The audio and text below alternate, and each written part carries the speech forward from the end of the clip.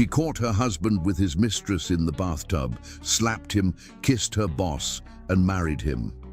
Hi, my most beautiful, precious, and beloved family. How are you today? This is your Mr. Peter, and I want you to hear this with your heart. I love you. Truly, deeply, endlessly. You're not just a community. You are my strength when I'm weak, my joy in the silence, my family. Each of you is a glowing light in my life, and I thank God for you every single day.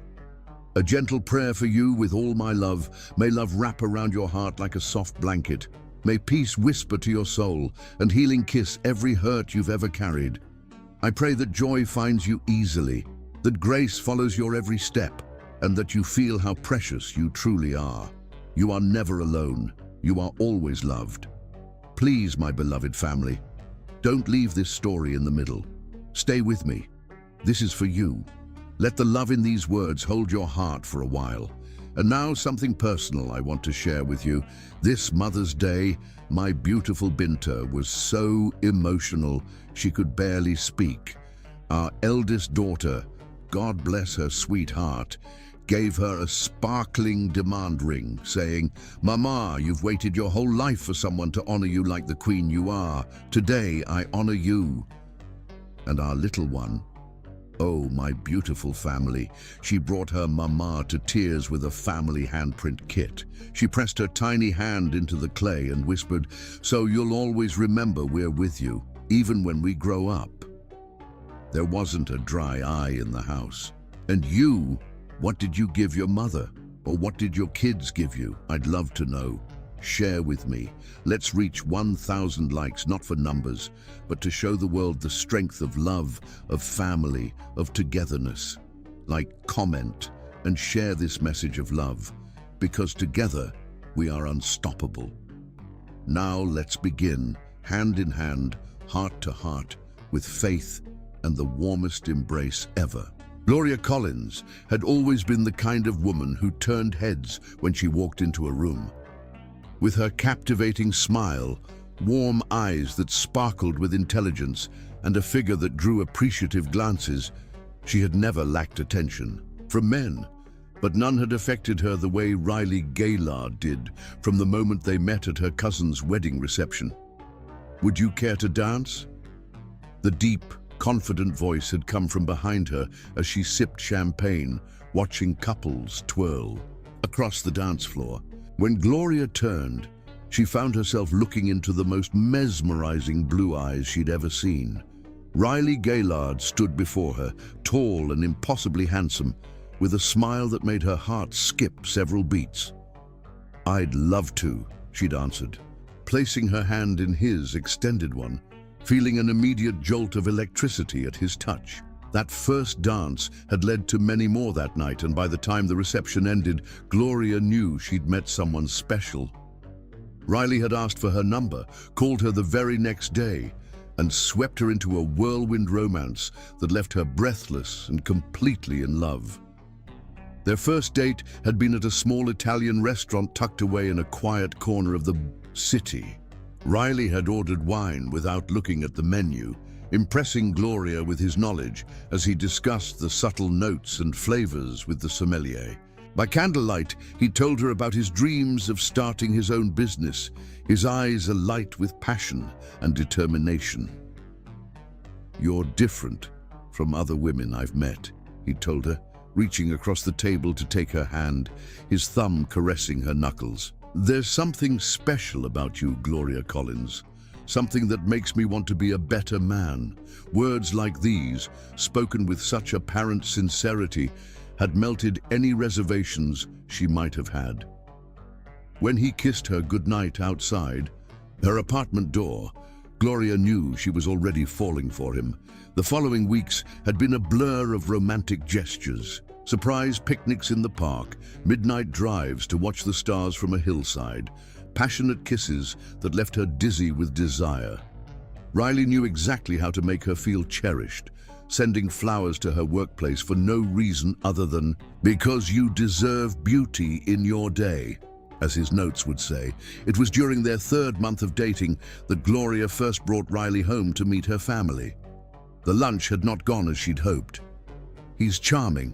I'll give him that," her mother had said afterward, cornering Gloria in the kitchen while Riley chatted with her sister in the living room. "But there's something about him that doesn't sit right with me."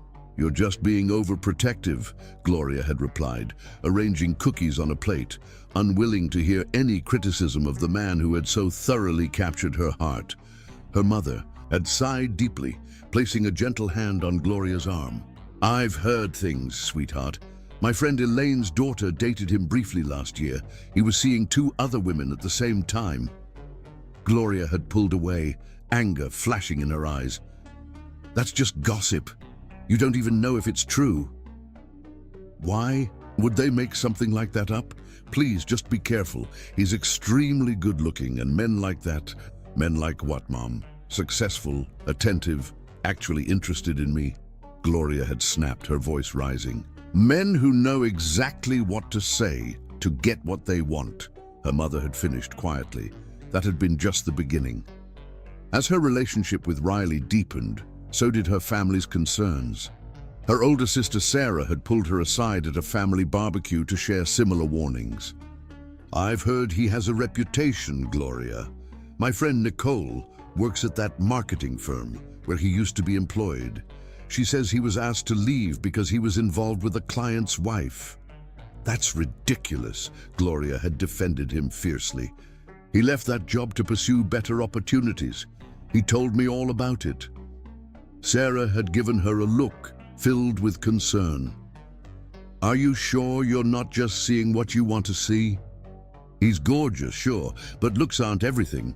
Even her youngest sister, Melissa, usually so supportive and carefree, had expressed doubts. "There's something about the way he looks at other women when you're not watching, Glo. It makes me uncomfortable." But Gloria had dismissed them all. How could they possibly understand what she and Riley shared? The way he held her at night, whispering promises against her skin. The way he seemed to understand her better than anyone ever had, anticipating her needs and desires. The passion they shared was unlike anything Gloria had ever experienced. Surely that had to mean something profound. When Riley proposed after just 6 months, Gloria had said yes without hesitation, despite the collective intake of breath from her family. The ring had been stunning, a large diamond that caught the light and drew admiring glances. Later, she would learn he had put it on a credit card he could not afford to pay off. But in that moment, kneeling before her in the restaurant where they'd had their first date, he had seemed perfect. "You're the only woman I want to wake up beside for the rest of my life," he'd vowed, sliding the ring onto her finger. "We're going to build something beautiful together, Gloria."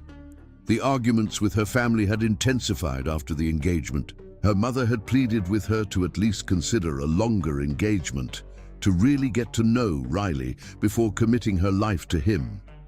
"Love isn't enough, sweetheart," she'd said, tears in her eyes. "Marriage is hard work, and you need a partner you can trust completely." "I do trust him," Gloria had insisted. "You just need to give him a chance. You'll see what I see in him eventually." But the tension had only escalated as the wedding approached. During the rehearsal dinner, Gloria had overheard her sisters talking in hushed voices about how Riley had been flirting with one of the bridesmaids. "You're just jealous," Gloria had accused them when confronted. "You can't stand to see me happy because neither of you has found what I have."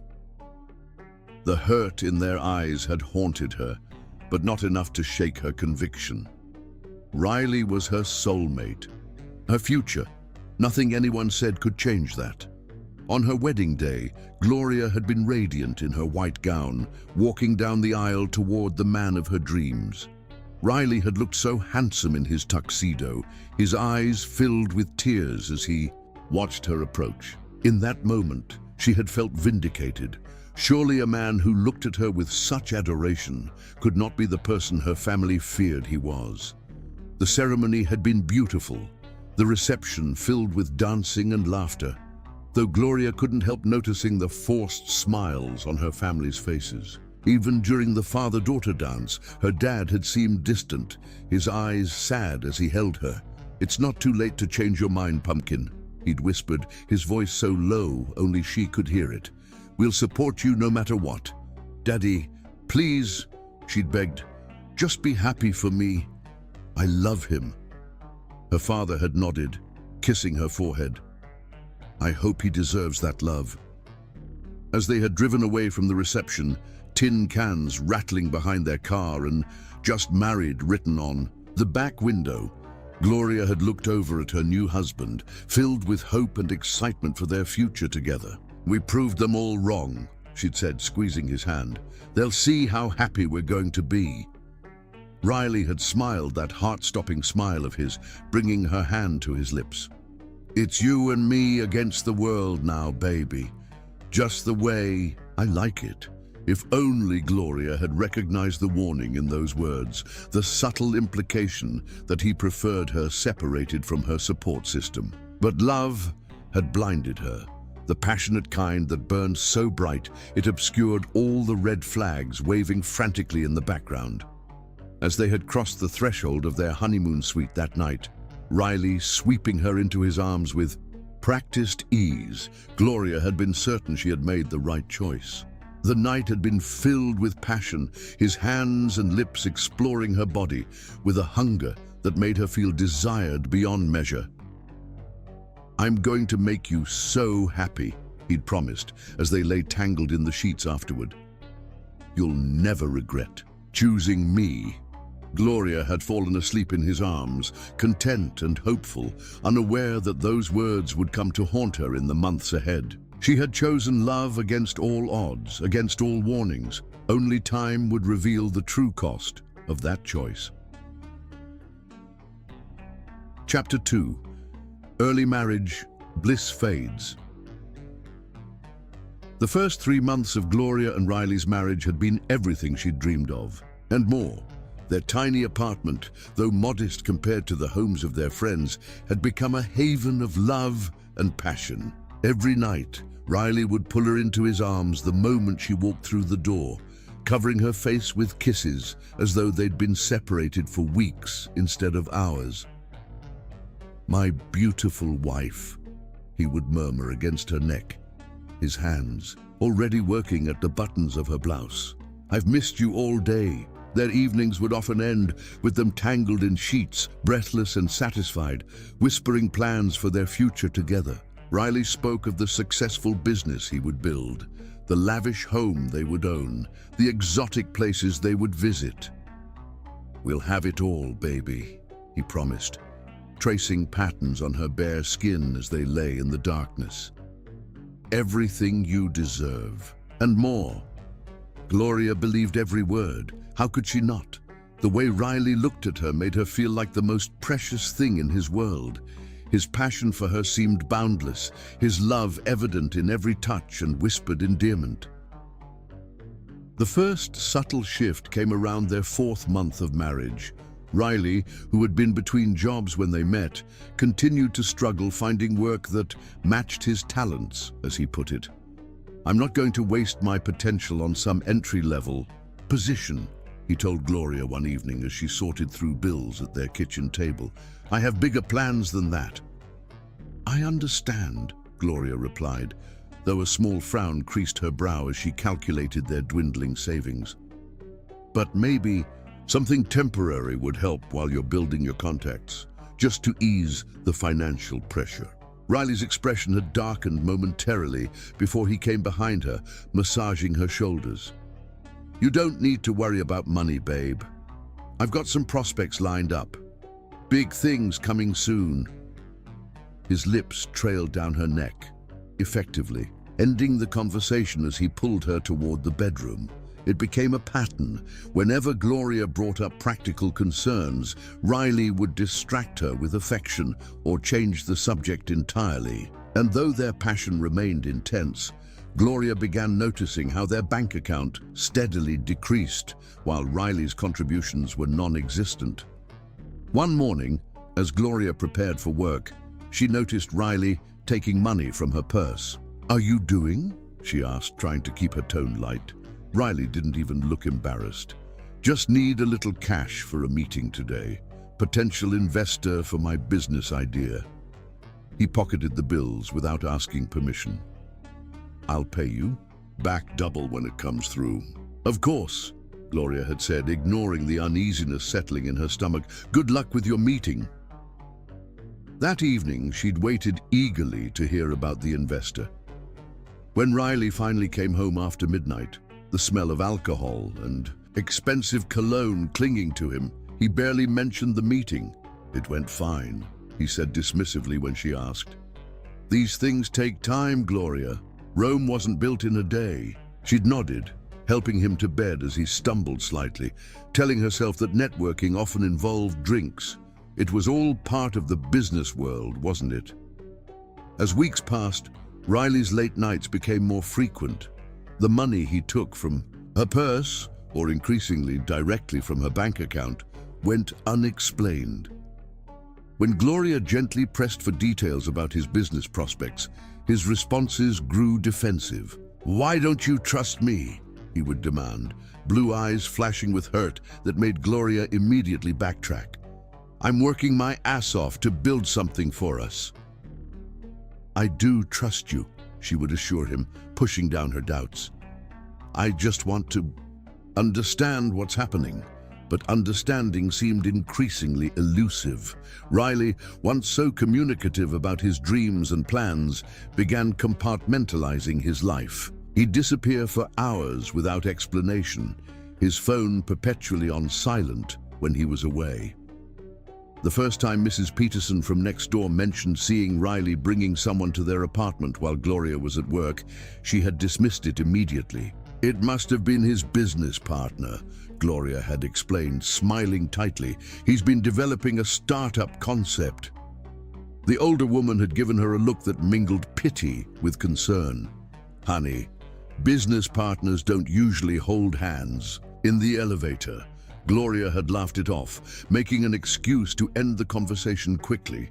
But that night, she found herself studying Riley's face as he slept, searching for the man she'd fallen in love with. He was still breathtakingly handsome, his features perfect even in repose, but something had changed in the way she saw him. A seed of doubt had been planted. When she casually mentioned Mrs. Peterson's comment over breakfast, Riley's reaction was immediate and intense. "She's a nosy old bat who needs to mind her own business," he snapped, slamming his coffee mug down, so hard that dark liquid splashed onto the table. "And I can't believe you'd listen to gossip about your own husband." "I didn't say I believed her," Gloria had protested, taken aback by his vehemence. "I just thought you should know what she's saying." Riley's anger had dissipated as quickly as it had flared, his expression softening as he came around the table to kneel beside her chair. "I'm sorry, baby.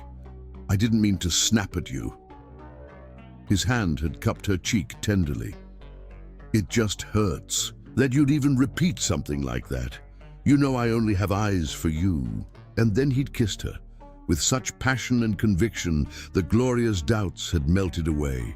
They'd made love right there on the kitchen floor, so intensely that she was almost late for work.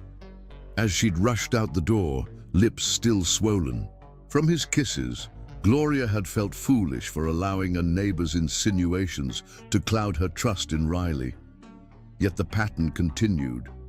More neighbors made comments. Friends exchanged glances when Riley's name came up. Gloria's sister, Sarah, called more frequently, always managing to ask careful questions about how things were going. "We're fine," Gloria would insist, her voice bright with forced cheer. "Riley's working on some exciting opportunities." But behind her reassurances, Gloria's confidence was eroding. Riley now regularly came home well after midnight, sometimes not until dawn. The scent of unfamiliar perfume occasionally lingered on his clothes. When she did their laundry, she sometimes found receipts for expensive dinners on nights he'd claimed to be networking in dive bars. Once, a long strand of blonde hair that wasn't hers caught on one of his sweaters. Still, Gloria clung to her. Belief in their love. The Riley who came home to her, when he did come home, could still make her feel like the only woman in the world. His touch still ignited passion that made her forget all her doubts.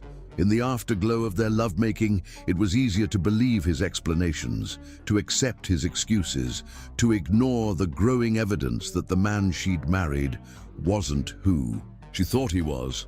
The turning point came 6 months into their marriage. Gloria had received a promotion at work, and her boss had taken the team out for a celebration dinner. She'd called Riley repeatedly to share her good news, but he hadn't answered. Disappointed but not surprised, she'd enjoyed the evening with her colleagues before taking a taxi home earlier than usual. The apartment had been dark when she arrived, but Riley's keys had been on the hook by the door. Assuming he was asleep, Gloria had quietly made her way to the bedroom, eager to slip in beside him and share her news. But the bed was empty, the sheets undisturbed. Confused, Gloria had checked the living room and kitchen before noticing a thin line of light beneath the bathroom door. She'd approached quietly, hearing the soft sound of water sloshing and what sounded like muffled laughter.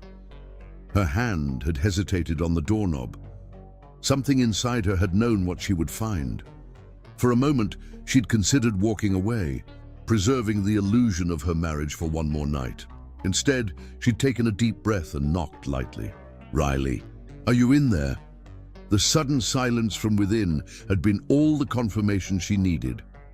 After several long seconds, Riley's voice had come through the door, artificially casual. "Yeah, just taking a bath.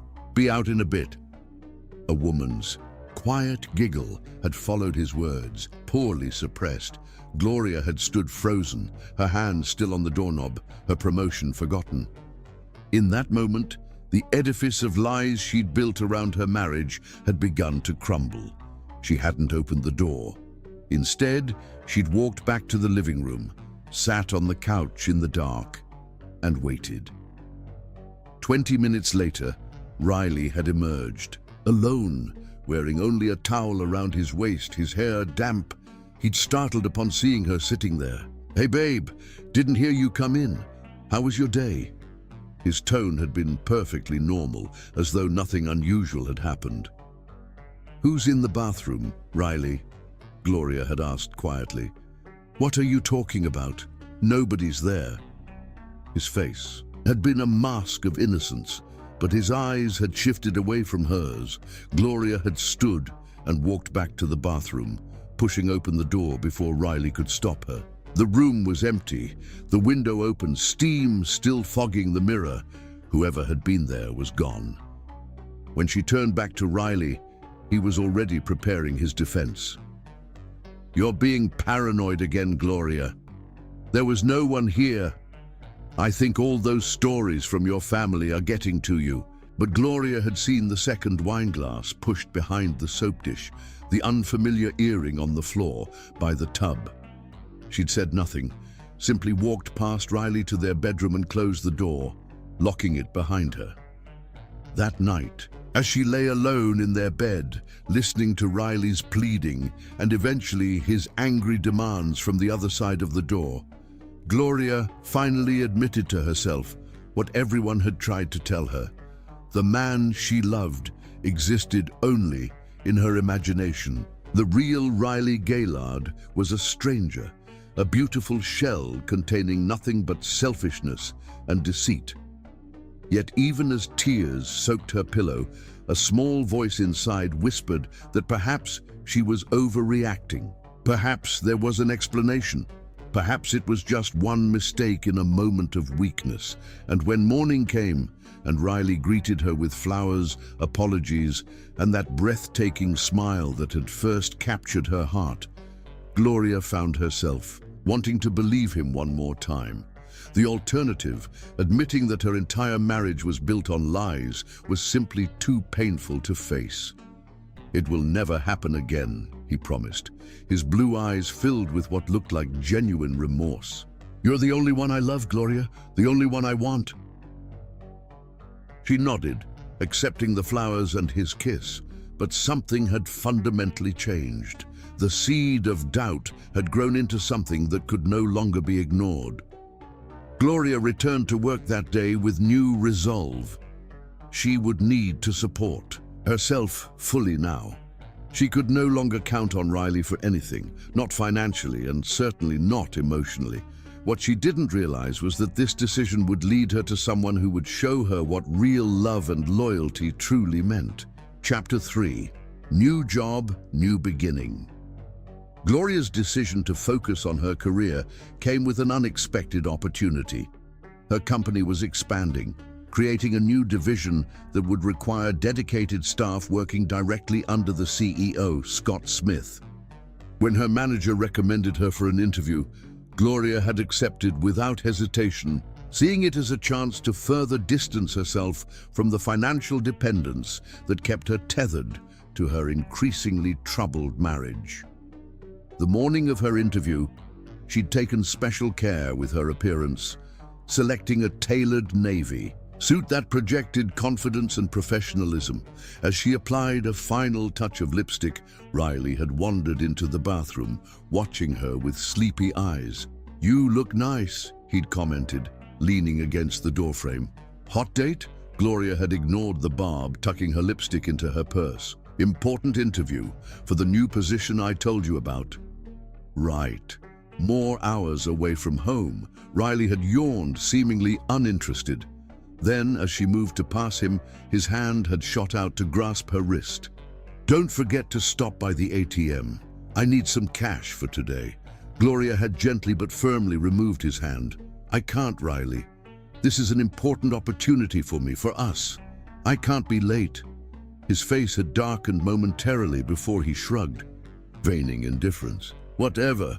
I'm sure you can spare $20 for your husband." With a sigh, Gloria had opened her wallet and handed him the only cash she had, $40 she'd been saving for lunch that week.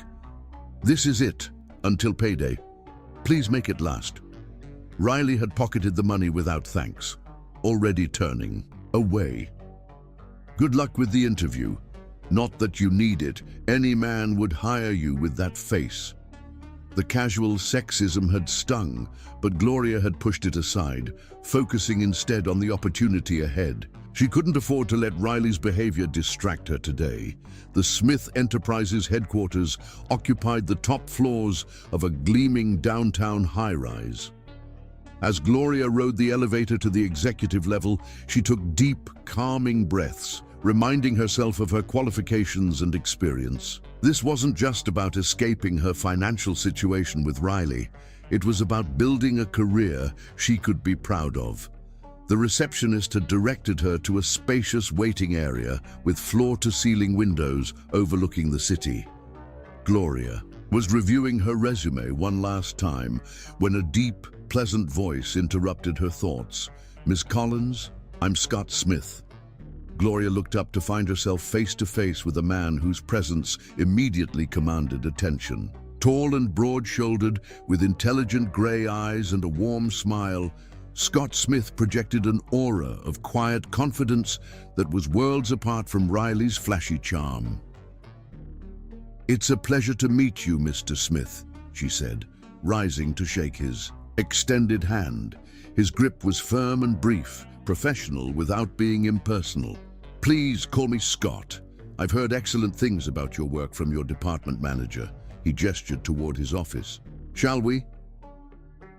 The interview had gone remarkably well. Unlike other executives Gloria had encountered, Scott asked thoughtful questions that went beyond her resume, showing genuine interest in her perspective and ideas. By the time they'd finished discussing her potential role in the new division, Gloria felt energized rather than drained.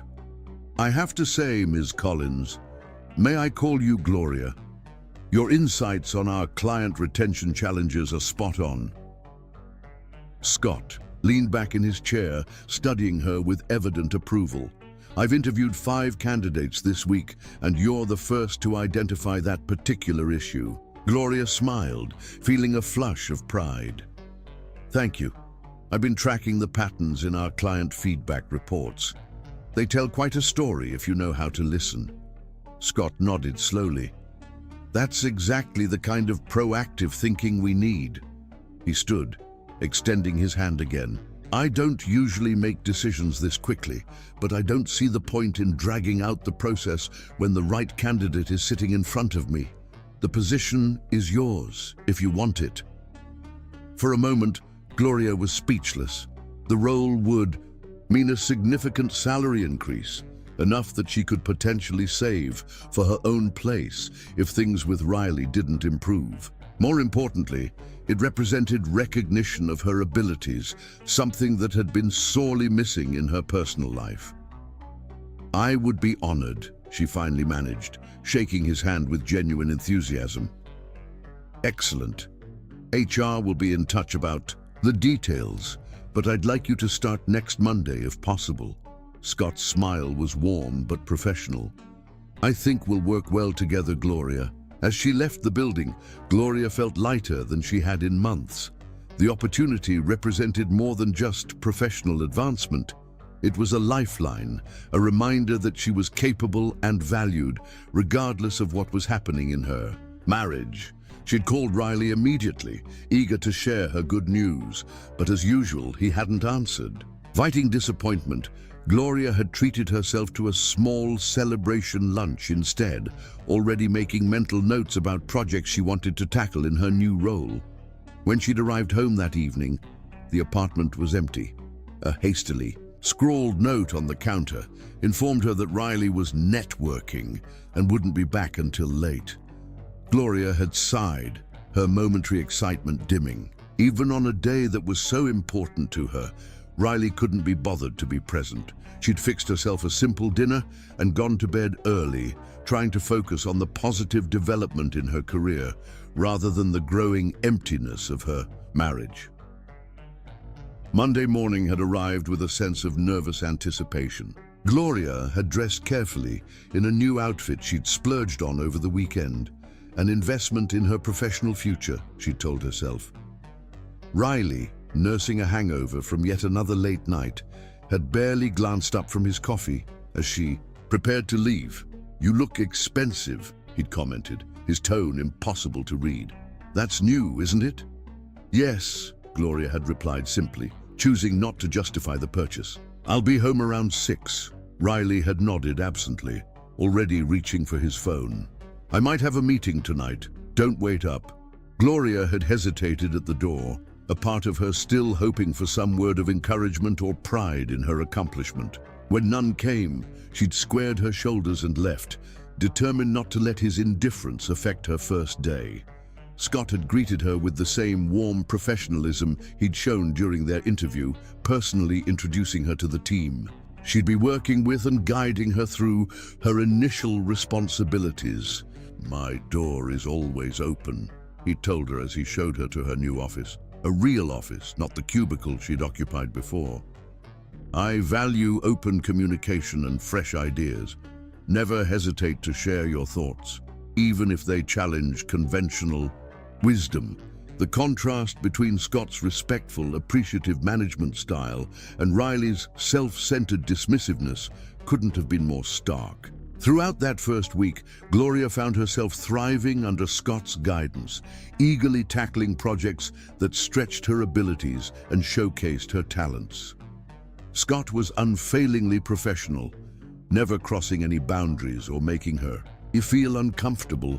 Yet Gloria couldn't help noticing small details about him, the way his brow furrowed slightly when he was deep in thought, the rich timbre of his laugh when someone made a clever observation, the considerate way he remembered everyone's coffee preferences during long meetings.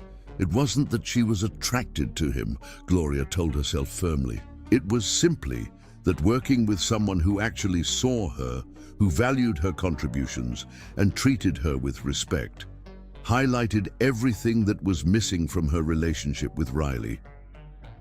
As weeks passed, Gloria settled into her new role with growing confidence. The division was flourishing under Scott's leadership, and Gloria took pride in knowing her work contributed significantly to their success. She began staying later at the office, partly due to the demanding nature of their projects, but also because going home had become an exercise in disappointment. Riley's behavior had deteriorated further. The networking excuses continued, but he'd stopped even trying to make them sound plausible. Money disappeared from their account in large chunks, and when Gloria questioned the expenditures, Riley would turn defensive and hostile. "What, I need permission to spend our money now?" he'd demand, his handsome face twisted with indignation. "You're not my mother, Gloria." "It's not about permission," she would try to explain, keeping her voice level despite her frustration. "It's about communication. We have bills to pay." "Then pay them with your fancy new salary," he'd sneer. "Isn't that why you took the job? So you could lord it over me that you're the one bringing in the money?" These arguments typically ended one of two ways. Either Riley would storm out, not returning until the early hours of the morning, or he would suddenly shift tactics, becoming charming and seductive, using physical intimacy to derail the conversation. And despite everything, Gloria still found herself responding to the latter approach. The physical connection between them remained powerful, a vestige of what had once seemed like love. In those moments, with Riley's hands and lips making her forget all the hurt and disappointment, Gloria could almost believe they could find their way back to what they'd had at the beginning. Almost, but not quite. One evening, as Gloria worked late finalizing a presentation for an important client meeting, Scott had appeared in her doorway, his tie loosened and sleeves rolled up after a long day. "You're still here," he'd observed, leaning against the doorframe. "It's nearly 9. Gloria had looked up, surprised to find they were apparently the only ones left in the office. "This presentation needs to be perfect. The Westridge account could be a game changer for the division." Scott had nodded, studying her with those perceptive gray eyes. "It will be perfect because you're handling it, but not if you burn yourself out." He'd hesitated before adding, "When was the last time you ate something?" Gloria had realized with a start that she hadn't had anything since a hasty sandwich at noon. "I guess I lost track of time. As your boss, I can't in good conscience let you work through dinner." Scott's smile had been warm but respectful. "There's a decent Thai place that delivers late. Would you allow me to order something? We can review the presentation together while we eat." It had been such a simple, collegial offer that Gloria hadn't hesitated to accept. An hour later, they'd sat in the conference room, containers of pad thai and green curry spread between presentation materials, discussing strategies and client expectations. Scott had offered several insightful suggestions that strengthened her already solid work, his respect for her expertise evident in the way he built upon her ideas rather than overriding them. When they'd finally wrapped up around 10:30, Scott had insisted on calling her a car service. "It's too late for public transportation," he'd said firmly. "The company can cover it." As they'd waited in the lobby for the car to arrive, a comfortable silence had fallen between them. Gloria had found herself studying Scott's profile, noting how different he was from Riley, not just physically, but in his entire demeanor. Where Riley was all flash and surface charm, Scott radiated a quiet, substantial confidence. He didn't need to be the loudest or most attractive man in the room. His presence was compelling in a much more meaningful way. "Thank you," she'd said suddenly. "Not just for dinner, but for seeing me. My capabilities, I mean." Scott had turned to her, his expression thoughtful. "You make it easy. You're exceptionally talented, Gloria. Any company would be fortunate to have you." The simple, genuine compliment had warmed her more than Riley's most passionate declarations ever had. This wasn't flattery designed to achieve something. It was honest appreciation from someone who valued substance over appearance. The car had arrived then, preventing further conversation. As Gloria settled into the back seat, Scott had leaned down slightly. "Get some rest. Tomorrow's going to be a successful day. I can feel it." Driving home, Gloria had found herself smiling, energized despite the late hour. The presentation would indeed be a success. She was confident in their work and in Scott's leadership. For the first time in months, she felt genuinely optimistic about something in her life. The apartment was dark when she arrived, no sign of Riley. A familiar mixture of relief and disappointment washed over her as she moved through the empty rooms, preparing for bed. As she washed her face, Gloria studied her reflection in the bathroom mirror, noting the spark in her eyes that had been missing for too long. "You are more than this marriage," she told her reflection quietly. "You are more than his wife." The realization settled over her with surprising weight. Somewhere along the way, Gloria had lost herself in trying to make her relationship with Riley work. She'd accepted his behavior, made excuses for his failures, diminished her own needs, all for a man who couldn't even be bothered to ask about her day. As she slipped between the sheets, Gloria made a decision. She would give her marriage one more chance, one honest conversation about what needed to change. And if Riley couldn't or wouldn't meet her halfway, she would have to seriously consider whether this was how she wanted to spend the rest of her life. What Gloria didn't realize as she drifted off to sleep was that soon that decision would be made for her in a way she never could have anticipated. Chapter 4. First proposal, the office late night. 3 months into her new position, Gloria had established herself as an indispensable part of Scott's team. Her innovative approaches to client relations had already resulted in 2 major account acquisitions, and her ability to anticipate problems before they arose had saved countless hours of damage control. Scott had taken notice.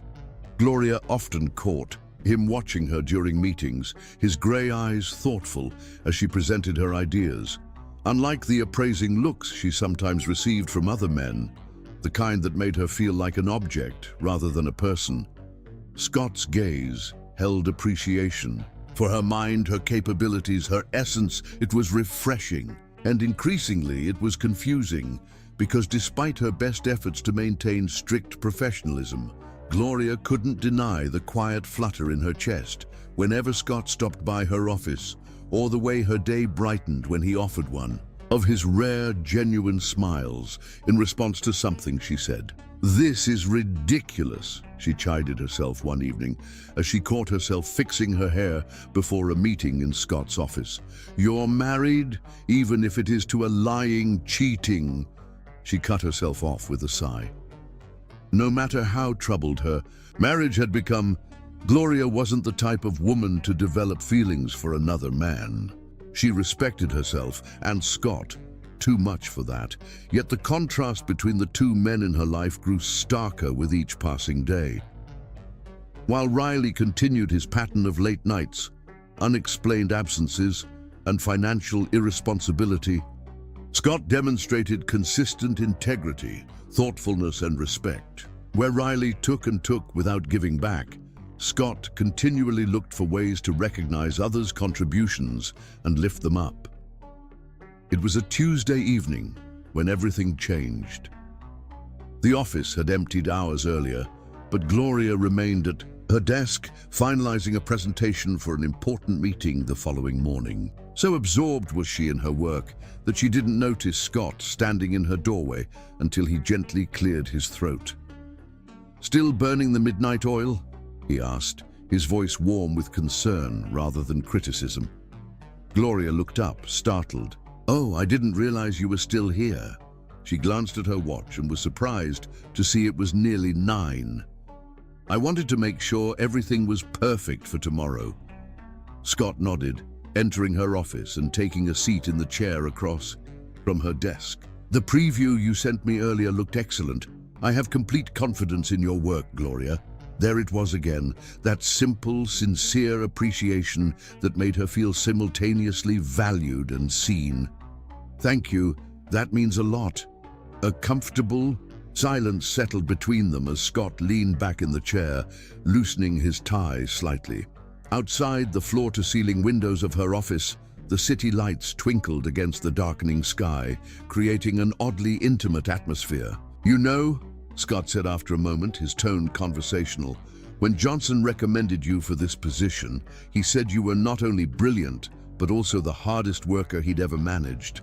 I thought he was exaggerating. A small smile played at the corners of his mouth. Now I think he might have been understating the case. Gloria felt a flush of pleasure at the compliment. I've always believed that anything worth doing is worth doing well. A philosophy I share. Scott's eyes held hers steadily. It's rare to find someone so aligned with my own work ethic and vision. There was something in his voice that made Gloria's pulse quicken slightly. The atmosphere in the office seemed to shift, becoming charged with an energy she couldn't quite name. Scott stood suddenly, moving to the window to gaze out at the cityscape. With his back to her, his voice came softer, almost hesitant.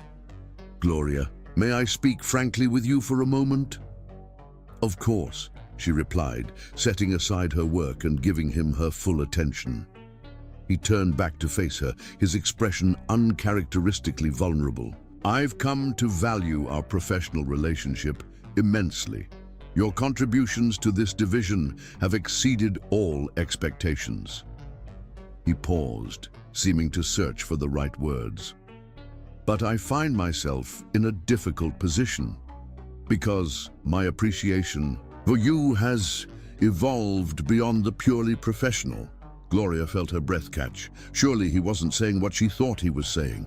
I find myself thinking about you outside of work hours, Scott continued, his steady voice betraying just a hint of nervousness. Looking forward to our meetings, creating reasons to stop by your office. He exhaled slowly. In short, I've developed feelings for you, Gloria, feelings that go beyond admiration for a talented colleague. The confession hung in the air between them, weighty and unexpected.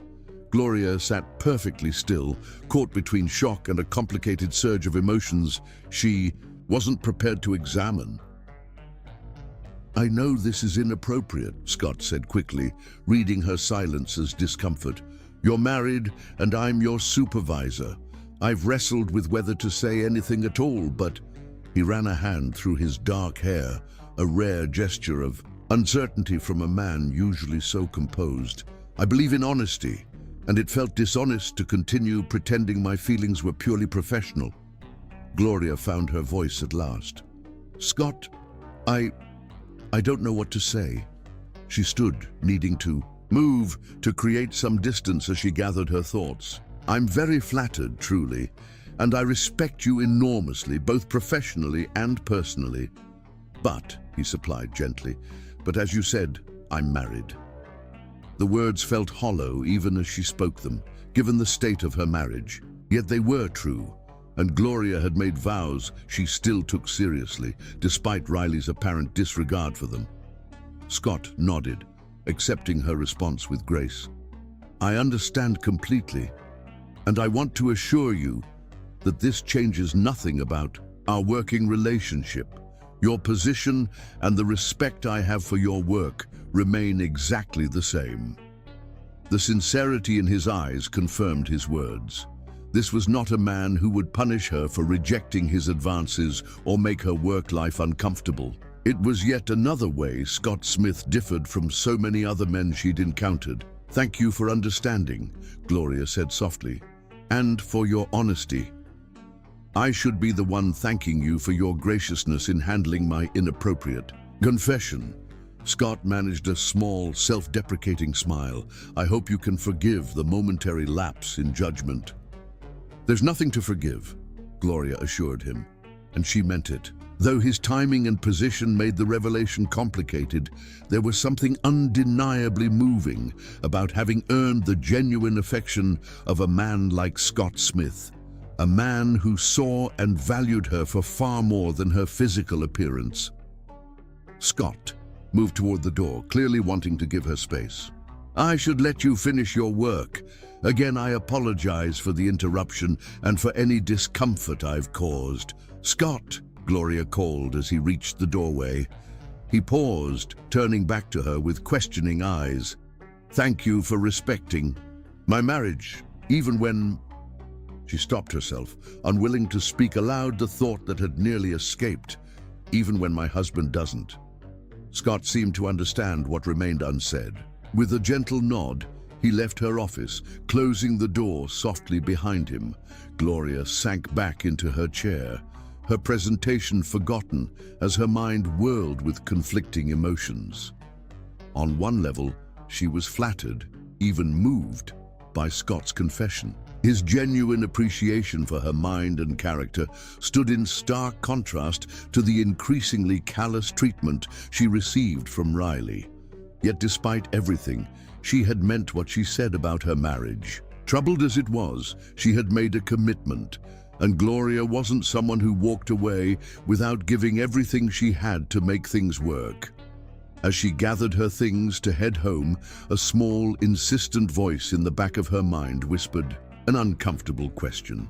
If she was so committed to her vows, why did Scott's confession make her feel not only flustered, but also hopeful? Gloria pushed the thought away firmly. What she needed now was to focus on repairing her marriage, not entertaining fantasies about her boss, no matter how honorable and attractive he might be. When she arrived home, she found Riley sprawled on the couch, watching television with a nearly empty bottle of expensive whiskey on the coffee table beside him.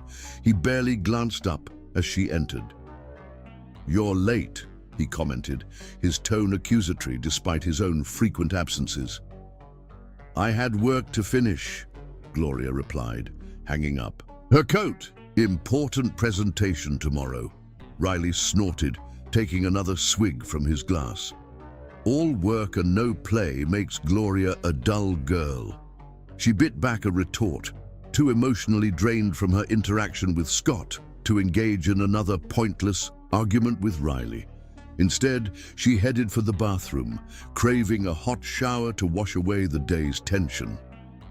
As she stood under the steaming water, Gloria found herself comparing the two men again. Scott, who respected her boundaries and valued her mind, Riley, who took her for granted and seemed increasingly resentful of her success.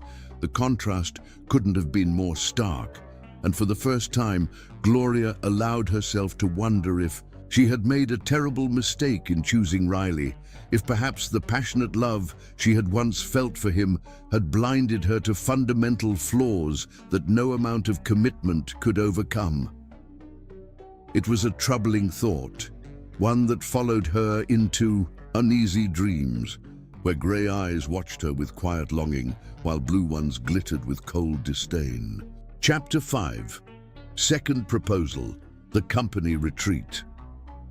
The weeks following Scott's confession brought a curious mix of awkwardness and deepened respect between them. True to his word, Scott maintained absolute professionalism, never again alluding to his feelings or putting Gloria in an uncomfortable position. If anything, he seemed determined to prove that his personal sentiments wouldn't interfere with their working relationship.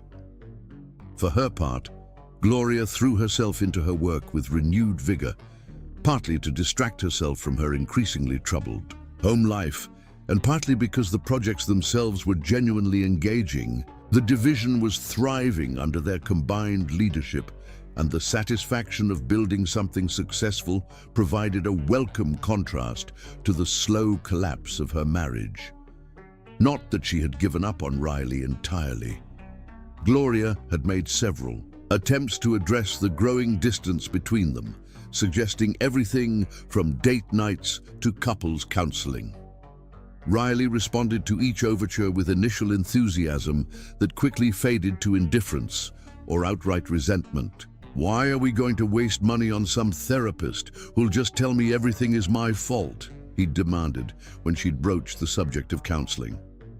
"If you weren't so busy trying to be Scott Smith's star employee, maybe you'd have time to be a proper wife."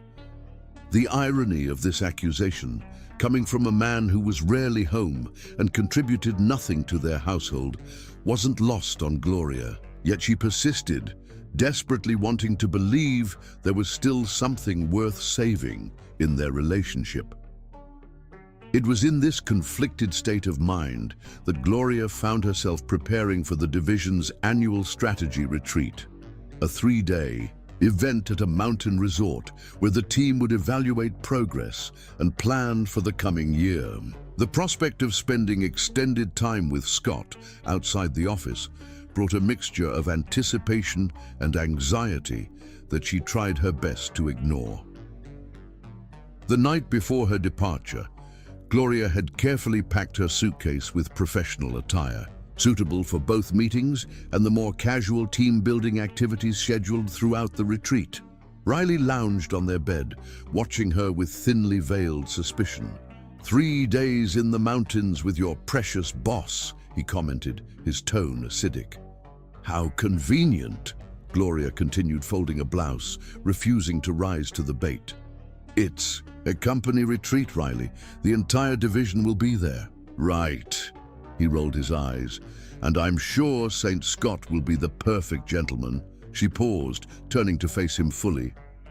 What exactly are you implying? Riley sat up, his handsome face twisting into an ugly smirk. Come on, Gloria. The man's had a thing for you since day one. Everyone can see it. That's ridiculous, she replied, though her quickened pulse betrayed her. Had Scott's feelings been that obvious to others? We have a strictly professional relationship, if you say so. Riley's tone made it clear he didn't believe her. Just don't expect me to sit around waiting while you're up there playing mountain games with your boss. The implication was clear and rich with hypocrisy given Riley's own behavior. Gloria closed her suitcase with more force than necessary. That's ironic coming from you. At least I've been honest about where I'm going and who I'll be with, which is more than I can say for you most nights. Riley's eyes narrowed dangerously. What's that supposed to mean? You know exactly what it means. Gloria was too tired, too frustrated to pull her punches any longer. The late nights, the unexplained expenses, the perfume on your clothes that isn't mine. Do you think I'm blind, Riley? He stood abruptly, moving toward her with a menacing energy that made Gloria take an instinctive step back. So now I'm the bad guy because I have a social life, because I'm not content to be chained to a desk like you and your precious Scott. Having a social life doesn't involve lying to your spouse or emptying our joint account for business opportunities that never materialize. Gloria shot back, refusing to be intimidated despite the nervous flutter in her stomach. Riley's hand shot out, grabbing her wrist with enough pressure to make her wince. Careful, Gloria. You're starting to sound like you don't trust your husband. Look directly into his blue eyes, once so captivating and now cold with barely suppressed anger. Give me a reason to trust you, Riley. Just one. For a moment, she thought he might lash out further. Instead, he released her wrist abruptly and stepped back, his handsome face transforming with disturbing speed into a mask of wounded innocence. I can't believe you'd accuse me of cheating, he said, his voice suddenly soft and hurt. After everything we've been through together, I thought our love meant more to you than that. It was a tactic Gloria had seen before. This rapid shift from aggression to victimhood, designed to make her feel guilty for questioning him. In the past, it had worked. Tonight, with the memory of his fingers digging into her wrist still fresh, she wasn't buying it. I'm going to bed, she said flatly. I have an early start tomorrow. As she turned away, Riley's voice followed her, sharp with resentment. Fine, go to your mountain retreat. Just don't be surprised if I'm not sitting here waiting when you... Get back. Gloria paused in the doorway of their bedroom, suddenly weary beyond words. Is that a threat or a promise? She asked quietly, not bothering to look back at his reaction before closing the door behind her. She slept in the guest room that night, her dreams troubled by conflicting images. Riley, as he had been when they first met, charming and seemingly devoted. Riley, as he was now, manipulative and cruel, and Scott, steady and honorable, looking at her with those thoughtful grey eyes that saw far too much. The next morning, Gloria left while Riley was still sleeping, or pretending to be. The drive to the mountain resort provided a welcome opportunity to clear her head, the winding roads and breathtaking scenery gradually easing the tension that had knotted her shoulders since the previous night's confrontation. By the time she arrived at the rustic Lux Lodge, nestled among towering pines, Gloria had managed to push her marital troubles to the back of her mind, determined to focus on the professional opportunity the retreat represented. Scott greeted the team in the lodge's grand lobby, his typically formal attire replaced by well-fitted jeans and a cashmere sweater that softened his appearance without diminishing his natural authority. His eyes found Gloria's as she entered, lighting with a warm professionalism that made her simultaneously relieved and oddly disappointed. "Glad you made it safely," he said, approaching her with a colleague in tow. "The mountain roads can be tricky this time of year." "The drive was actually quite peaceful," Gloria replied, matching his professional tone. Scott nodded, seeming to understand all she wasn't saying. "Allow me to introduce you to Marcus Chen, our new marketing strategist. Marcus, this is Gloria Collins, the brilliant mind behind our client retention program." The introduction set the tone for the day.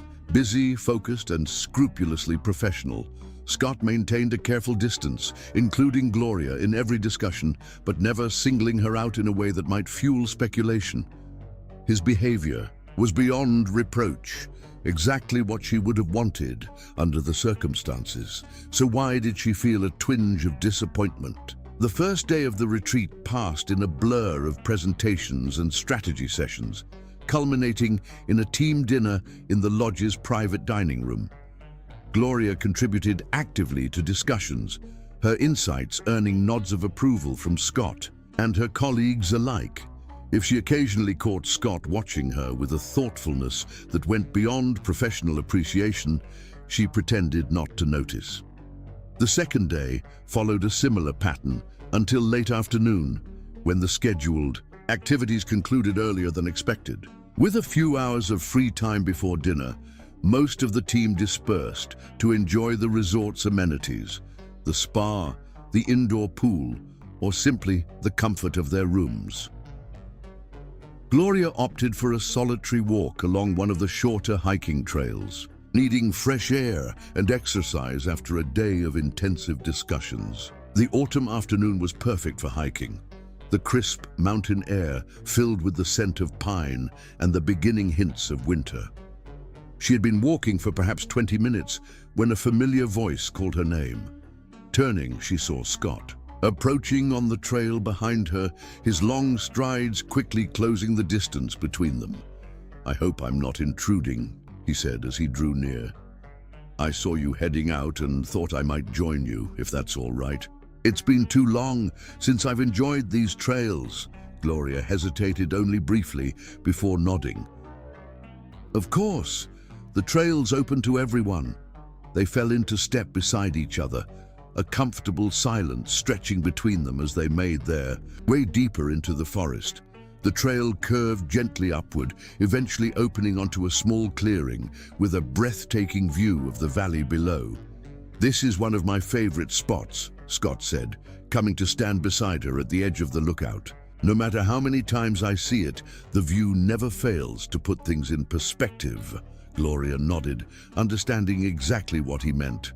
Against the backdrop of the ancient mountains and sprawling wilderness, human concerns seemed small and temporary, even the turmoil of her marriage.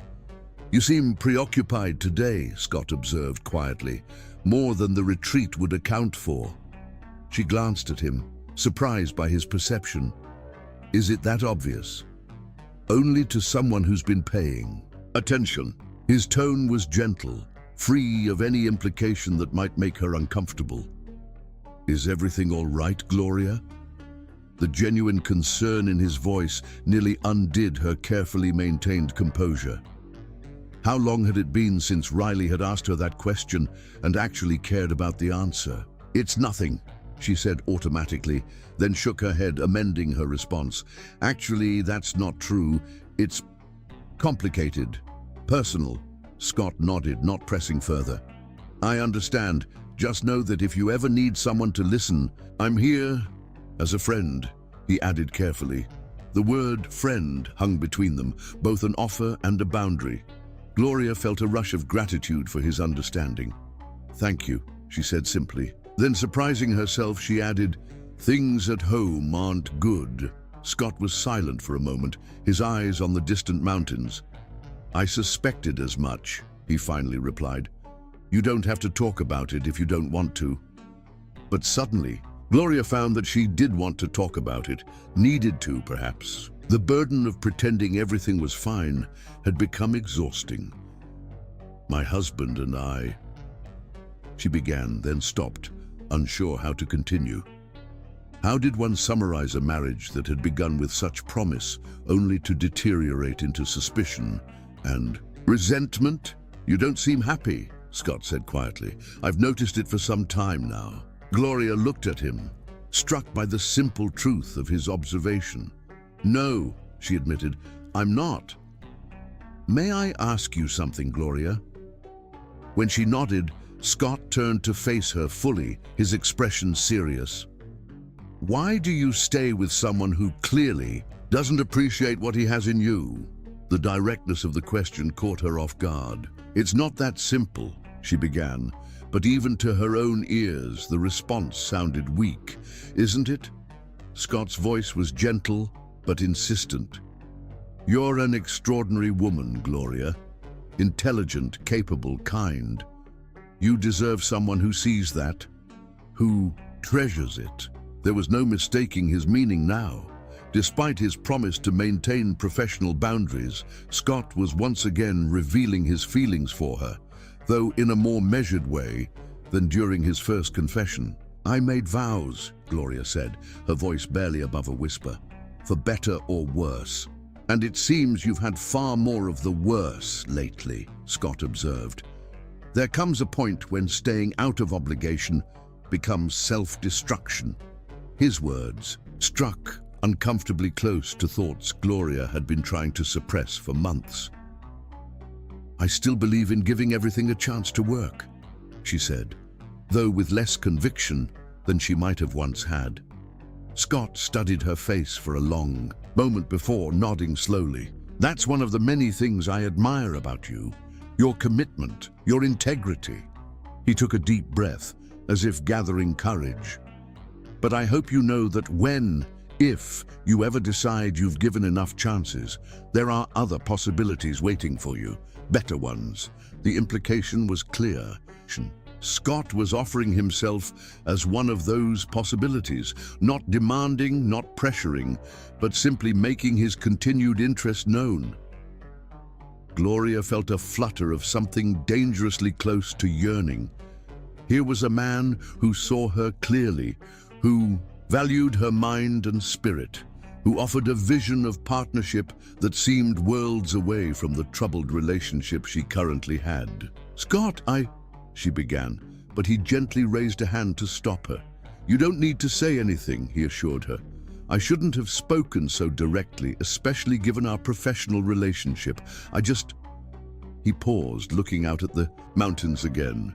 I just wanted you to know that you have options, that you deserve happiness, Gloria nodded, unable to trust her voice. The simple kindness of his words, free from manipulation or expectation, moved her more deeply than any of Riley's passionate declarations ever had. They stood together in silence for several minutes, watching as the setting sun painted the valley in hues of gold and amber.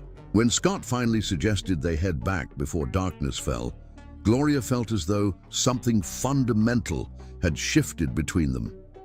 Not crossed a line exactly, but acknowledged a possibility that both thrilled and terrified her. As they walked back to the lodge, Scott maintained a respectful distance, their conversation turning to safer topics, work projects, industry trends, the beauty of the landscape around them. Yet Gloria couldn't help sensing an undercurrent of meaning in their simplest exchanges, a connection that transcended words. And for the first time in months, she allowed herself to imagine a different future than the one she had resigned herself to, a future where she was valued, respected, and truly loved.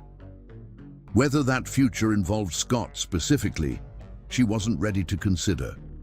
But the mere fact that she could envision happiness beyond her marriage felt like a significant step. What Gloria didn't realize was that this newfound clarity would soon be tested in ways she couldn't possibly have anticipated. Chapter 6. Third proposal. The honest question. The aftermath of the company retreat brought subtle but significant changes to Gloria's life. At work, she and Scott maintained their professional dynamic, though there was a new undercurrent of understanding between them. At home, the distance between Gloria and Riley grew wider with each passing day, their conversations reduced to terse exchanges about bills and schedules. What little physical intimacy remained in their marriage had evaporated. Riley spent most nights out, returning in the early hours smelling of alcohol and perfume. When Gloria attempted to discuss their relationship, Riley would either lash out with accusations about her and Scott or adopt an injured manner, portraying himself as the victim of her career ambitions. "You've changed," he accused one evening after she declined his sudden drunken advances. "You used to be fun, spontaneous. Now it's all work, work, work." Gloria had simply stared at him, wondering how this handsome stranger had once been the center of her world. "People change, Riley. Sometimes they grow up." He'd sneered at that, reaching for the whiskey bottle on the nightstand. "If growing up means becoming a frigid workaholic, I'll pass." The comment had stung, but not as deeply as it once might have. Gloria was beginning to see Riley's barbs for what they were. Desperate attempts to maintain control over her, to make her doubt herself just enough to stay under his influence. It wasn't working anymore. One rainy Tuesday evening, 2 months after the retreat, Gloria found herself working late again. A major client had unexpectedly moved up their deadline, requiring last-minute adjustments to their proposal. The office had emptied hours ago, leaving Gloria alone with her spreadsheets and presentation slides. Or so she thought, until a knock at her open door revealed Scott standing there, his tie loosened and sleeves rolled up, a paper bag in his hand. "I saw your light still on," he said. "Thought you might need sustenance." He held up the bag. The deli on the corner was still open. "I hope you like pastrami." Gloria smiled, suddenly aware of the hollow feeling in her stomach. "I love pastrami, actually." "Thank you." Scott entered, placing the bag on her desk and pulling up a chair. As he unpacked the sandwiches, Gloria found herself studying him with new eyes. In the months since his confessions, Scott had been nothing but respectful, never pressuring her or making her uncomfortable. Yet his quiet presence in her life had become a solid anchor amidst the turbulence of her failing marriage. They ate in companionable silence for a few minutes before Scott gestured to her computer screen. "The Westridge proposal. I thought that wasn't due until next week." Gloria sighed, setting down her sandwich. "They moved up the timeline. Apparently their board meets earlier than expected." Scott nodded, understanding the implications. "Can I help? 2 minds might make quicker work of it." The offer was tempting, but Gloria shook her head. "I appreciate it, but I've got it under control. Just need to refine a few sections." "I've never doubted your ability to handle anything that comes your way," Scott said with a small smile. "But the offer stands." As their impromptu dinner concluded, Scott began gathering the wrappers and napkins. "I should let you get back to it," he said, though he made no immediate move to leave. Gloria watched him, aware of the comfortable silence that had fallen between them, a stark contrast to the tense atmosphere that pervaded her home. "Thank you again for dinner. It was a nice surprise." Scott met her eyes, his expression open and unguarded. "I've been trying to keep my distance," he admitted quietly. to respect your space and your decisions. I know, Gloria acknowledged. I've appreciated that. But the truth is, Scott continued, his voice steady despite the vulnerability in his eyes, seeing you every day, working so closely with you, it hasn't made my feelings any less intense. If anything, my admiration for you has only grown. Gloria felt her pulse quicken. Scott, Please, he interrupted gently, let me finish. He paused, then asked with unexpected directness, is it because I'm ugly? The question was so surprising, so contrary to everything she knew about Scott's confidence, that Gloria could only stare at him in confusion. What? Scott's smile was self-deprecating, but not without a hint of genuine curiosity. Every other woman in this office would jump at the chance to have dinner with me, let alone anything more. You're the only one who consistently keeps me at arm's length. He leaned forward slightly. So I have to wonder, is it my appearance that doesn't appeal to you? The absurdity of the question nearly made Gloria laugh, but the sincere vulnerability behind it stopped her. Scott, that's the most ridiculous thing I've ever heard. She hesitated, then decided honesty was called for. You're an incredibly attractive man by any standard. And he was. Though not conventionally handsome in the same way as Riley, whose looks were almost model perfect, Scott possessed a compelling masculinity that emanated from his confidence, intelligence, and the genuine kindness in his grey eyes. Then why? He asked simply.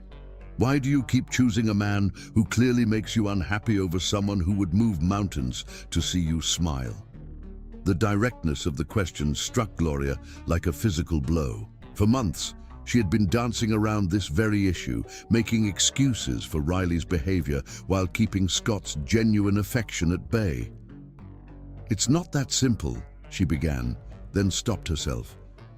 Actually, maybe it is that simple. I made vows. Scott, for better or worse, if I walk away at the first sign of trouble, the first sign? Scott's voice was incredulous but not unkind. Gloria, with all due respect, this is hardly the first sign of trouble. From everything you've said, and everything you haven't said, but I can see in your eyes, your marriage has been troubled for a long time. He was right, of course. The trouble had begun almost immediately after their wedding, with Riley's lack of responsibility, his constant taking without giving, his gradual emotional abandonment, and eventually his blatant infidelity. You deserve better, Scott continued quietly. You deserve someone who sees your worth, who cherishes your brilliance instead of being threatened by it. Someone who would never dream of making you doubt yourself. His words pierced the armor Gloria had built. Around her heart, for a moment, she allowed herself to imagine what it might be like to be loved by a man like Scott, respected, supported, cherished for exactly who she was. I can't, she whispered, though with less conviction than before. Not yet.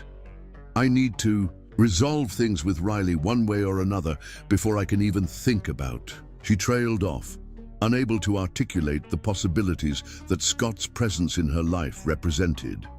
Scott nodded, accepting her boundary without argument. I understand. And I'll wait, Gloria. Not because I expect anything from you, but because someone like you is worth waiting for.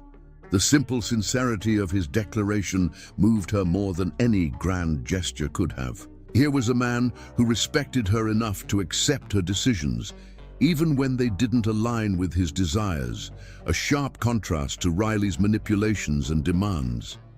Thank you, she said softly, for understanding, for not pushing.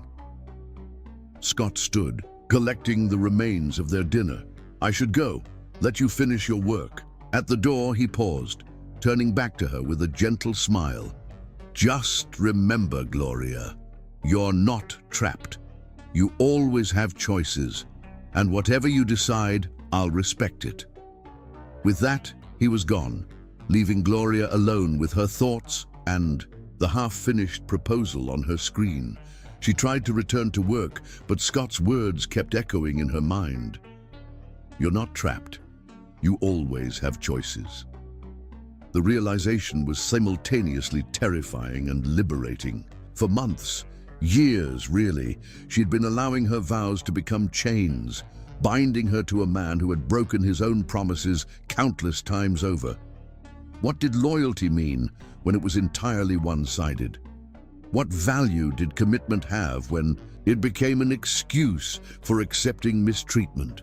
As Gloria finally packed up her things to head home, she felt a new resolve forming within her. She would have one final, honest conversation with Riley. She would lay all her cards on the table, her knowledge of his infidelity, her exhaustion with his irresponsibility, her growing awareness that what they had wasn't love, but a toxic imitation of it. And depending on his response, she would finally make a choice, not between Scott and Riley, but between the life of quiet desperation she'd been accepting and the possibility of something better. What Gloria didn't realize as she drove home through the rain-slicked streets was that fate was about to make that choice for her in a way she could never have anticipated. Chapter 7. The stormy night. Thunder rumbled ominously as Gloria drove home, her mind still turning over the conversation with Scott. Raindrops hammered against her windshield with increasing ferocity. By the time she pulled into the parking garage of her apartment building, the storm had escalated into a full-blown tempest. Inside her apartment, Gloria found only darkness and silence. No sign of Riley, which was hardly surprising these days. After a simple dinner eaten alone, she settled on the couch with a glass of wine, watching the storm rage outside. News alerts pinged on her phone, warning of flash floods and advising against unnecessary travel. A violent thunderclap shook the building, and moments later, the lights flickered out completely, plunging the apartment into darkness, broken only by occasional lightning flashes.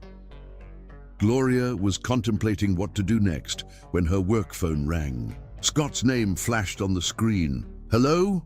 she answered, surprised to hear from him again. "Gloria," his voice was all business. "I'm sorry to call so late, but we have a situation with the Westridge proposal. Their CFO just called me directly. We need to completely revamp the strategy section before their board meeting tomorrow."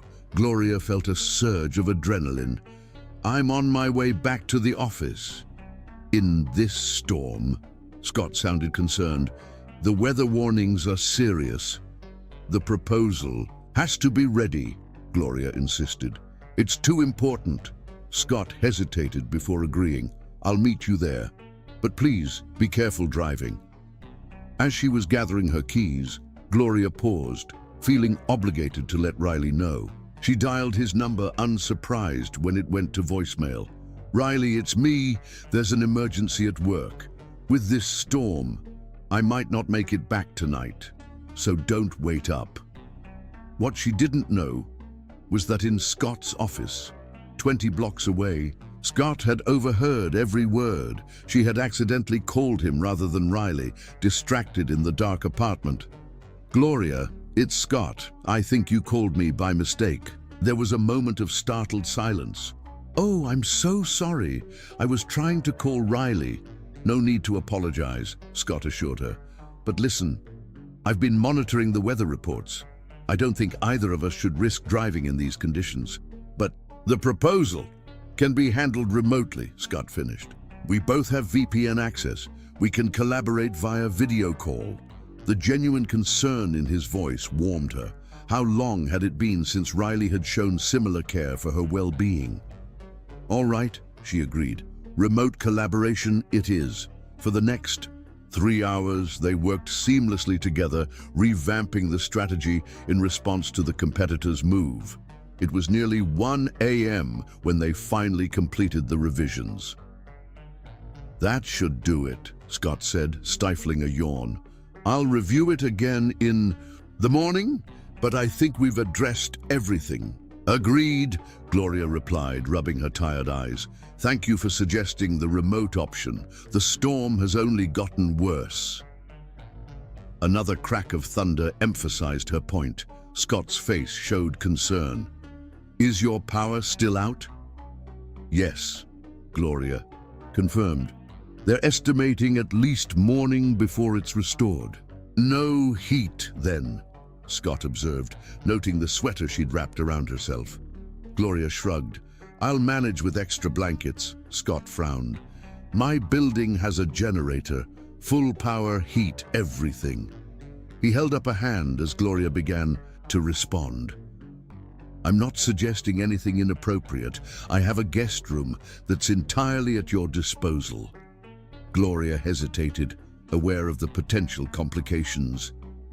Given our conversation earlier, it might not be the best idea. I understand your concern, but I'm offering as your colleague and friend. You have my word that I will respect all boundaries. Gloria believed him.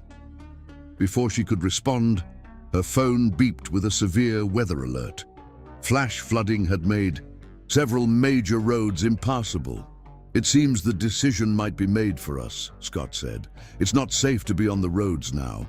Gloria's practical side won out. Thank you for the offer. I accept, strictly as colleagues, of course. The journey to Scott's building was treacherous, with Gloria navigating flooded intersections with white-knuckled concentration. Scott was waiting in the lobby when she arrived, dressed casually in jeans and a grey sweater. You made it, he said, relief evident. I was starting to worry. Scott's apartment was tastefully furnished, with floor-to-ceiling windows offering what would normally be a spectacular view of the city. As he made tea, Gloria noticed there were no photos of romantic partners, just family pictures and group shots with friends. I didn't know you were married before, Gloria said when Scott mentioned his ex-wife. Scott nodded. It ended 7 years ago. Caroline was focused on her career as a photojournalist, always traveling. I wanted stability, eventually a family. I'm sorry, Gloria said, genuinely moved by this personal revelation. Scott shrugged. It taught me what I value in a relationship. Communication, shared goals, mutual respect. He met her eyes briefly. The willingness to put each other first when it matters. The unspoken comparison to her own marriage hung in the air. They spent the next hour in comfortable conversation about books and travel, carefully avoiding any mention of their earlier, more personal discussion. When Gloria yawned, unable to hide her exhaustion, Scott immediately showed her to the guest room. Thank you, truly, Gloria said at the door, not just for the shelter, but for being someone I can count on. Scott's smile was warm, but restrained. Always, Gloria. Sleep well. In the guest room, Gloria curled under the plush comforter, listening to the storm still raging outside. The contrast between the chaos of the weather and the peaceful sanctuary of Scott's home wasn't lost on her. It paralleled the turmoil of her marriage versus the steady, respectful connection she'd found with Scott. As sleep began to claim her, Gloria wondered if the storm in her life with Riley was something to be weathered or something to be escaped. What if, like tonight, there was a warmer, safer place waiting if she only had the courage to make the journey? Little did she know that the next day would force her to answer that question once and for all. Chapter 8: The Shocking Discovery. The storm had subsided by morning, leaving behind a city recovering from nature's fury. Gloria awoke in Scott's guest room feeling more rested than she had in months. After a quick breakfast, they headed to the office together for the Westridge presentation. The meeting was a resounding success. Their late-night revisions had secured the account. We couldn't have done this without you, Scott told Gloria quietly amid the team's celebration, his grey eyes warm with genuine appreciation. The professional triumph filled Gloria with a sense of accomplishment that had been sorely missing from her personal life. As the workday wound down, she found herself reluctant to return to her apartment, to the cold reality of her failing marriage. I should head home, she said to Scott. The power should be back on by now. Scott nodded. If you'd like company for the drive, I'd be happy to follow you. Some areas might still be flooded. Gloria hesitated, aware of the growing intimacy between them. That's kind of you, but I think I'll be fine. As she drove home through streets still showing evidence of the storm's fury, Gloria's mind turned to Riley. Had he even noticed her absence? The answer was waiting for her in the form of her apartment, exactly as she had left it, with no sign that Riley had returned at all during the night.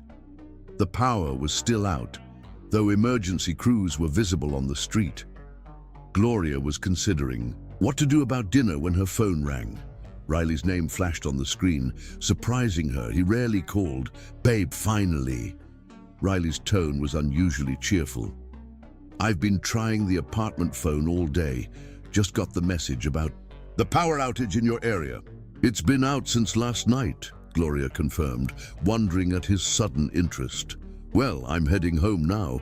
Just wrapped up some promising meetings." The background noise suggested he was in a bar rather than any kind of business setting. "Thought maybe we could order in, open some wine, make a night of it."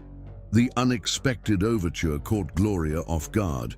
"That sounds nice," she managed, confusion evident in her voice. "But the power's still out. No delivery places are operating in our area yet." "No problem. I'll pick up something on the way." Candles, wine, the works. Could be romantic, right? Gloria's suspicion deepened. This sudden attentiveness was completely out of character. "Sure. I guess I'll see you soon then." She was still pondering these questions when, to her surprise, her doorbell rang less than 30 minutes later. Riley never rang the bell.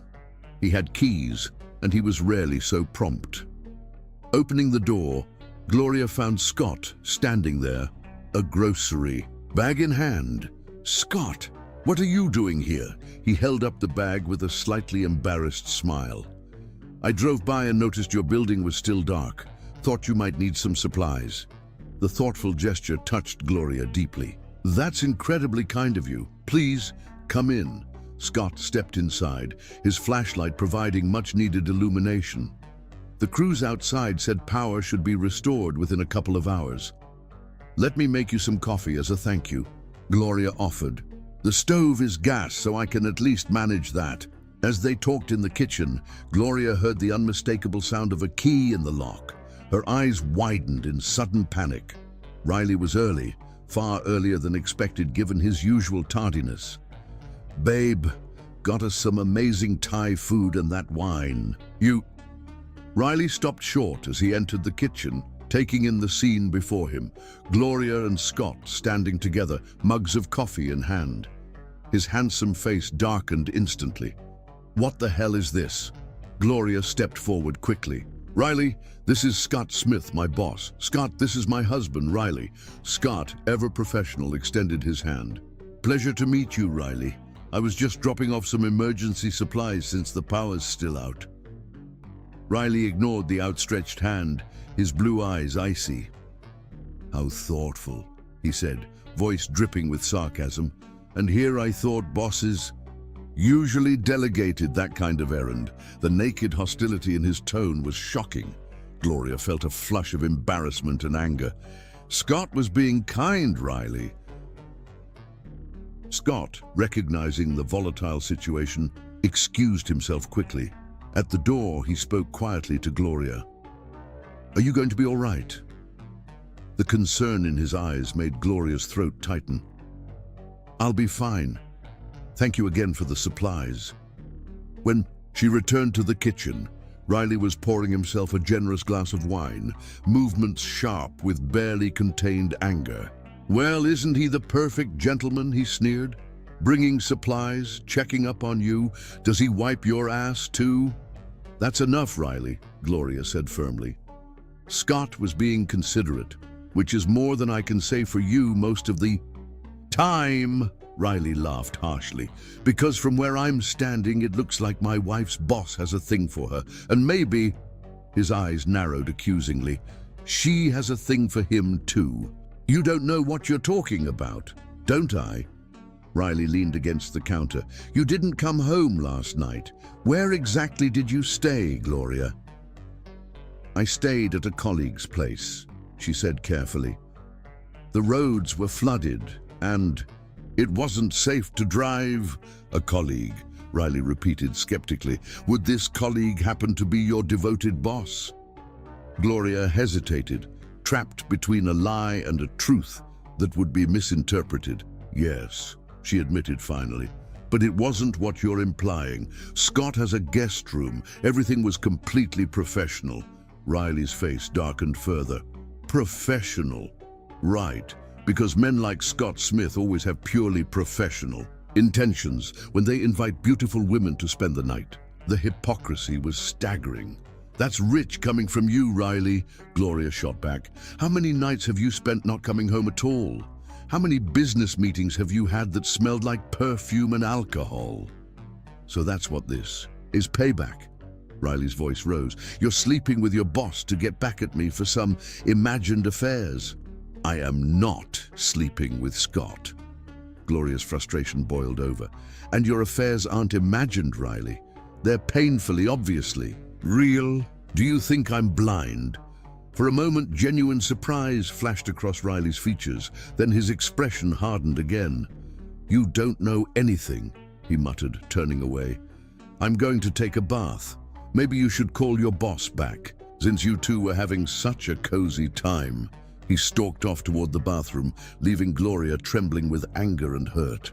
For several minutes, she stood perfectly still, trying to calm her racing heart. She heard the water running in the bathroom, the familiar sounds of Riley preparing his bath, one of his few consistent habits, using hot soaks to de-stress after what he claimed were difficult business meetings. Tonight, though, something drove her toward the bathroom, a need to continue the confrontation, to finally force Riley to acknowledge the truth of what their marriage had become. As she approached the bathroom door, Gloria heard something that made her stop short. A soft, feminine laugh, definitely not Riley's, coming from inside. A woman's voice murmured something indistinct, followed by Riley's deeper tones and another quiet laugh. Gloria stood frozen, her mind struggling to process what she was hearing. Riley wasn't alone in there. He had brought someone into their home, into their bathroom, while she stood just down the hall. The audacity, the sheer disrespect of it, was breathtaking. Before she could think better of it, Gloria pushed open the bathroom door. The scene that greeted her would be burned into her memory forever. Riley reclined in their bathtub, surrounded by bubbles from the expensive bath products Gloria had bought, a glass of wine in his hand. And nestled against his chest, her dark skin gleaming wet in the candlelight, was a stunningly beautiful woman Gloria had never seen before. For one eternal moment, no one moved. Riley's eyes widened in shock as they met Gloria's, while the woman, apparently not expecting an interruption, seemed more confused than embarrassed.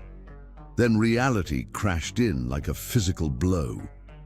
Gloria felt her knees give way beneath her, collapsing to the tile floor as the full impact of Riley's betrayal hit her. Tears sprang to her eyes, hot and unstoppable, streaming down her face as she stared at the man she had once believed loved her. "Gloria!" Riley scrambled to sit upright, sloshing water over the side of the tub. The woman moved away from him slightly, reaching for a towel, uncertainty written across her beautiful features. "This isn't," he began, then apparently thought better of whatever lie he had been about to offer. Instead, his expression shifted, handsome features rearranging themselves into a mask of righteous indignation. "Well, well," he said, voice hardening as he gestured toward the hallway. "Did your precious boss leave already, or is he waiting in our bedroom?" Gloria stared at him through her tears, disbelief mingling with her pain. Even now, caught in the most blatant infidelity imaginable, Riley was trying to turn this around. On her, "How dare you," she whispered, her voice breaking. "How dare you bring her to our home?" The woman in the tub looked increasingly uncomfortable, glancing between Gloria and Riley with growing alarm. "Riley, you said you were separated," she said quietly. "You told me your wife moved out weeks ago." A fresh wave of pain washed over Gloria at this revelation. Not only had Riley cheated, he'd been systematically lying to this woman as well, creating an entire fictional narrative to facilitate his betrayal. "Shut up, Gloria," he snapped, ignoring his companion's words entirely. "Don't act so shocked and innocent. We both know you've been screwing your boss. That's why you didn't come home last night, isn't it? Too busy spreading your legs for Scott Smith to care about your marriage." Each word was like a slap. The vicious accusations all the more painful for how wildly, completely untrue they were. Gloria had remained faithful despite Riley's neglect, despite the growing connection she felt with Scott, despite everything. She stared at her husband, this cruel, selfish stranger wearing Riley's handsome face, and something inside her finally, irrevocably broke. With surprising steadiness, Gloria rose to her feet, tears still streaming down her face, but a new clarity in her eyes. Riley continued his tirade, his words growing more vicious, more accusatory with each passing moment. But she barely heard him. Years of excuses, justifications, and desperate hope fell away, leaving only the painful truth. The man she had loved, had fought for, had defended against her family's concerns, had never really existed. "This is over," she said. Her quiet words, somehow cutting through Riley's angry monologue. "We're over." Riley's face darkened again, the mask of contrition slipping to reveal the anger beneath. "This is about him, isn't it? Your boss. You think he wants you for anything more than a quick fuck? You think a man like that would ever see you as anything but a temporary amusement?" The woman in the tub began gathering her things, clearly wanting no part of this ugly confrontation. "I should go," she murmured, reaching for her clothes. But Gloria barely noticed her. All her attention was focused on Riley, on the hateful words spewing from the mouth that had once whispered love to her. Something hot and fierce rose within her chest. Not just anger, but a profound, liberating fury at all the months and years she had wasted on this man. Before she fully realized what she was doing, Gloria had crossed the small bathroom in 2 quick strides. Her hand connected with Riley's cheek in a slap, so forceful his head snapped to the side, water sloshing violently in the tub. "You never deserved me," she said, her voice low and vibrating with emotion. "And I never deserved this." Then, in a move that surprised even herself, Gloria turned on her heel and strode purposefully out of the bathroom, down the hall, and straight to the front door. She could hear Riley shouting behind her, scrambling out of the tub, but she didn't slow her pace. Scott was just getting into his car when Gloria burst out of the building's front entrance. He turned at the sound of her approach, concern immediately washing over his features as he took in her tear-streaked face. "Gloria? What happened? Are you—" She didn't let him finish. In 3 quick steps, she was standing before him, and before either of them could speak, Gloria did what she had been denying herself for months. She reached up, pulled Scott's face down to hers, and kissed him full on the lips. The kiss was everything Riley's hadn't been in a long, long time. Tender yet passionate, a connection that went beyond the physical to something deeper and more meaningful. Scott froze for a half-second in surprise before his arms came around her, steadying her trembling body against his. When they finally broke apart, both slightly breathless, Scott studied her face with careful eyes. "Gloria," he said softly. "What happened in there?" Fresh tears threatened, but Gloria held them back. "I finally saw the truth," she replied, her voice stronger than she had expected. "And now I'm choosing something better." Behind them, the lights in the apartment building suddenly blazed to life as power was restored to the neighborhood. It felt like a sign. Illumination after darkness, clarity after confusion. "Will you take me away from here?" Gloria asked, looking up at Scott with new determination. "I don't think I can be in that apartment tonight." Scott nodded, his eyes never leaving hers. "I'll take you anywhere you want to go." As they drove away, Gloria didn't look back at the building where Riley was undoubtedly still raging. That chapter of her life was over. What came next would be of her own choosing, on her own terms, and for the first time in longer than she could remember, that thought filled her not with fear, but with hope. Chapter 9. New Beginnings. The drive to Scott's apartment passed in a blur of streetlights and silence. Gloria sat in the passenger seat, her mind still reeling from the events of the evening, the confrontation, the devastating discovery, the liberating fury that had propelled her out of her marriage and into Scott's arms. Now, as the adrenaline began to fade, the full weight of what had happened settled on her shoulders. Scott respected her silence, occasionally glancing over with concern, but not pressing her to speak. When they arrived at his building, he led her inside with a gentle hand at the small of her back, his touch providing an anchor amid the emotional chaos.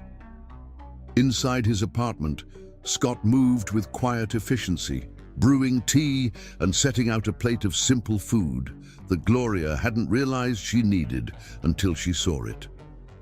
He placed a soft throw blanket around her shoulders as she sat on his sofa, still slightly dazed.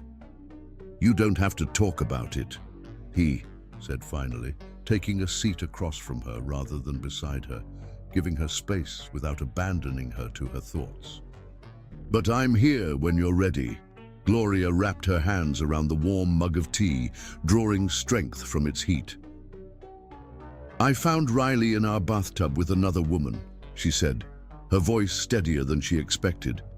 "He had the audacity to bring her to our home, knowing I might walk in at any moment." Scott's expression darkened, but he kept his voice calm. "I'm so sorry, Gloria." "The worst part wasn't even finding them together," she continued, the words spilling out now that she had started. "It was his reaction. Instead of apologizing or showing any remorse, he immediately accused me of cheating with you." A bitter laugh escaped her. "Even caught red-handed, he tried to make it my fault." "That's classic manipulation," Scott observed, quietly. "Deflecting blame, reversing victim and offender," Gloria nodded, taking a sip of tea. "It's been his pattern for so long. I just couldn't see it clearly until tonight." She looked up, meeting Scott's concerned gaze. "I'm sorry about what happened outside. The kiss, I shouldn't have put you in that position." Scott's expression softened. "You have nothing to apologize for, Gloria. Nothing at all." "It was impulsive," she admitted. In that moment, I needed to claim something for myself, to take control back." "I understand," Scott said, and she believed he truly did. "What happens next is entirely up to you. No pressure, no expectations." The simple statement, so different from the emotional manipulation Riley had subjected her to for years, brought tears to Gloria's eyes again. "I need to file for divorce," she said, the words both painful and liberating. "As soon as possible." Scott nodded.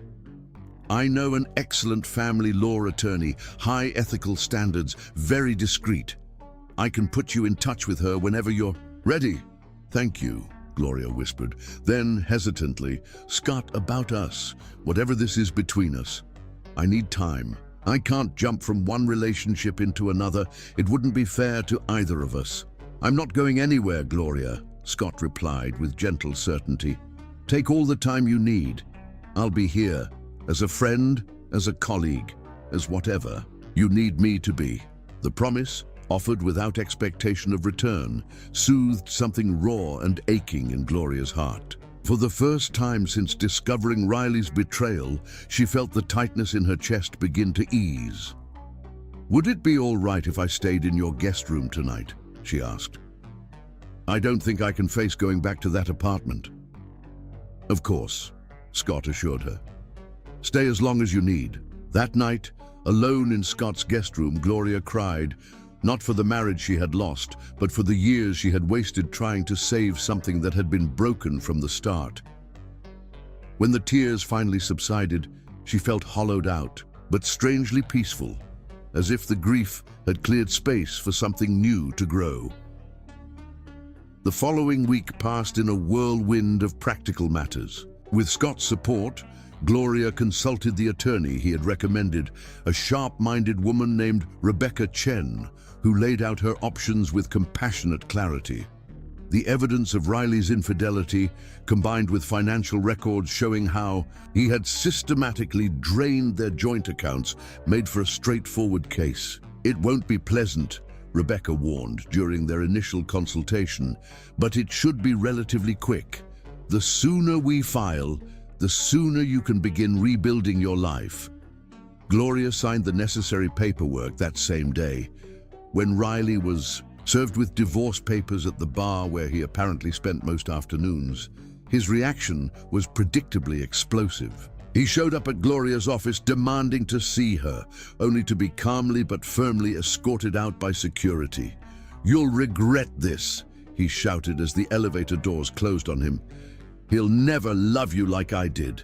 The scene, while embarrassing, only reinforced Gloria's certainty that she had made the right decision. Riley's idea of love had always been about possession, not partnership, about what Gloria could give him, not what they could build together. Temporarily unable to return to the apartment she had shared with Riley, Gloria stayed in Scott's guest room for several days before finding a small furnished sublet that would tide her over until the divorce was finalized. Scott helped her move the few personal belongings she had retrieved from her apartment, careful to maintain appropriate boundaries despite the growing closeness between them. At work, Scott ensured their professional relationship remained above reproach, never giving anyone reason to question Gloria's position or achievements. They continued to collaborate effectively, their natural synergy unaffected by the personal connection developing alongside it. 2 weeks after filing for divorce, Gloria felt steady enough to reach out to her family. The conversation with her mother was one she had dreaded and postponed, expecting "I told you so" remarks that would only deepen her sense of failure. Instead, when Gloria finally called and explained the situation, her mother's response caught her completely off guard. "Oh, sweetheart," Margaret Collins said, her voice thick with emotion. "I'm so sorry you had to go through that alone. I should have been there for you instead of pushing you away because of my feelings about Riley." "You tried to warn me," Gloria reminded her. "You saw what I couldn't or wouldn't see." "That doesn't matter now," her mother insisted. "What matters is that you're free of him and that you know you can always come home. Your sisters and I, we've missed you terribly." The conversation ended with plans for Gloria to visit the following weekend. A reunion she approached with equal parts nervousness and anticipation. When she arrived at her childhood home, the reception she received overwhelmed her with its warmth. Her mother enveloped her in a fierce hug that seemed to last forever, while her sisters Sarah and Melissa hovered anxiously nearby, waiting their turn. "We owe you an apology," Sarah said once they were all settled in the family living room, cups of tea in hand. "We should have found a better way to express our concerns about Riley. We pushed you right into his arms." "No," Gloria shook her head firmly. "I made my choice.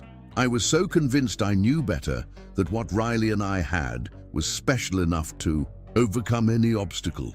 Love can be blinding," her mother observed gently, "especially when it's wrapped up in a package as pretty as Riley Gaylord." The comment startled a laugh from Gloria, perhaps the first genuine laugh she'd managed since that awful night. "His looks were quite the distraction," she admitted, "but I've learned that true beauty isn't about perfect features or charm. It's about how someone treats you, how they make you feel about yourself." Melissa leaned forward, curiosity overtaking her usual reserve. "Speaking of how people treat you, Mom mentioned there might be someone new, someone who helped you through all this." Gloria felt a flush rise to her cheeks.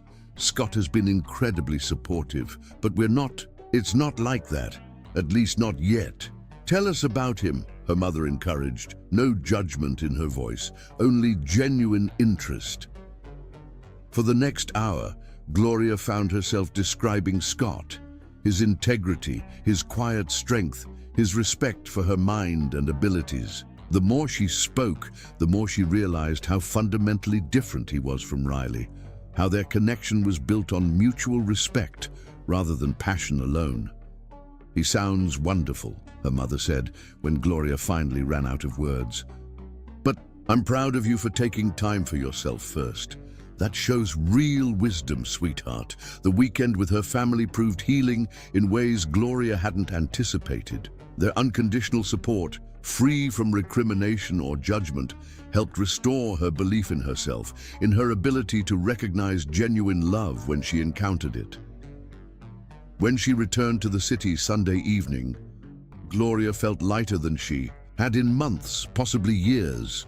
The weight of her failed marriage still ached, but it no longer threatened to crush her. She was moving forward, one careful step at a time. The divorce proceedings progressed with surprising speed. Riley, for all his initial bluster, seemed to lose interest in fighting once he realized Gloria wouldn't be swayed by his manipulations. When financial disclosures revealed the extent of his mismanagement of their joint resources and his substantial gambling debts, he became eager to settle quickly and quietly. 6 weeks after filing, Gloria sat in Rebecca Chen's office, signing the final paperwork that would legally end her marriage to Riley Gaylord.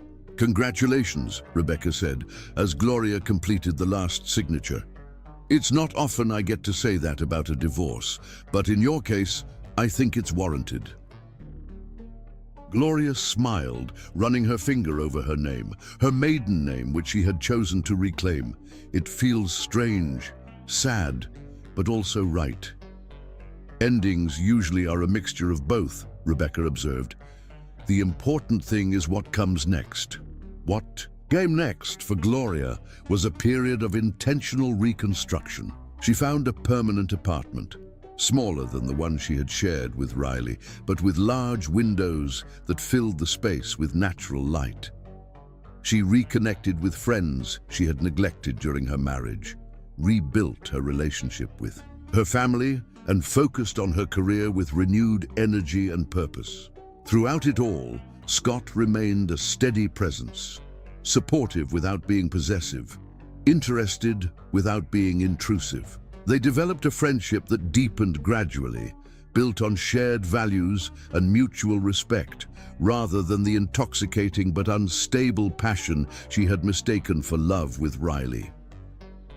3 months after her divorce was finalized, Gloria arrived at work to find a small, elegantly wrapped package on her desk. Inside was a delicate silver pendant in the shape of a phoenix, accompanied by a simple note in Scott's distinctive handwriting. "Dinner tonight? As friends? Or perhaps something more? Entirely your choice." Gloria held the pendant in her palm, feeling its weight and admiring the craftsmanship. The phoenix, a symbol of rebirth and renewal after destruction. It couldn't have been more fitting. She found Scott in his office, reviewing quarterly projections with his usual focused attention. He looked up as she knocked lightly on his open door, his expression warming when he saw her standing there. "Do you have a moment?" she asked. Scott set aside his work immediately. "For you, always." Gloria entered, closing the door behind her, something she rarely did during their professional interactions. The gesture wasn't lost on Scott, whose posture straightened slightly, his eyes attentive. "I received your gift," she said, holding up the pendant. "It's beautiful and perfect. I'm glad you like it," he replied, his tone careful. "I saw it and thought of you immediately, of your strength and resilience these past months." Gloria moved closer to his desk, her heart beating a little faster, but her mind completely clear. "I'd love to have dinner tonight," she said. "And I think I'm ready for it to be something more." The smile that broke across Scott's face was like sunrise after the longest night, warm, bright, and full of promise. "I was hoping you might say that," he admitted. "I've been patient because I believe what's growing between us deserves the proper foundation. I didn't want to rush you." "I appreciate that more than I can say," Gloria told him sincerely. "My relationship with Riley was all passion and impulse from the beginning. There was never any solid ground underneath it." She met Scott's gaze directly. "What I feel for you is different, deeper, steadier, built on something real." Scott rose from his chair, coming around the desk to stand before her. With gentle fingers, he took the phoenix pendant from her hand. "May I?" Gloria nodded, turning, so he could fasten the chain around her neck. His fingers were warm against her skin as he secured the clasp, lingering just a moment longer than necessary, a promise of intimacy to come, but offered without pressure or expectation. When she turned back to face him, Scott's grey eyes held a depth of emotion that made her breath catch. "Whatever happens between us, Gloria, I want you to know that I see you, truly see you. Your intelligence, your strength, your compassion. I admired you long before I fell in love with you." The word love hung in the air between them, honest and unadorned. Gloria reached up to touch the phoenix pendant now resting against her collarbone. "I think I'm falling in love with you too," she admitted quietly. "It's terrifying after everything that happened with Riley, but also right. Like coming home to a place I've been searching for all along." Scott's smile deepened. "Then we'll figure it out together, one step at a time." He glanced at his watch reluctantly. "Although right now, we both have meetings to attend." Gloria nodded. Professional responsibility temporarily overriding personal desire.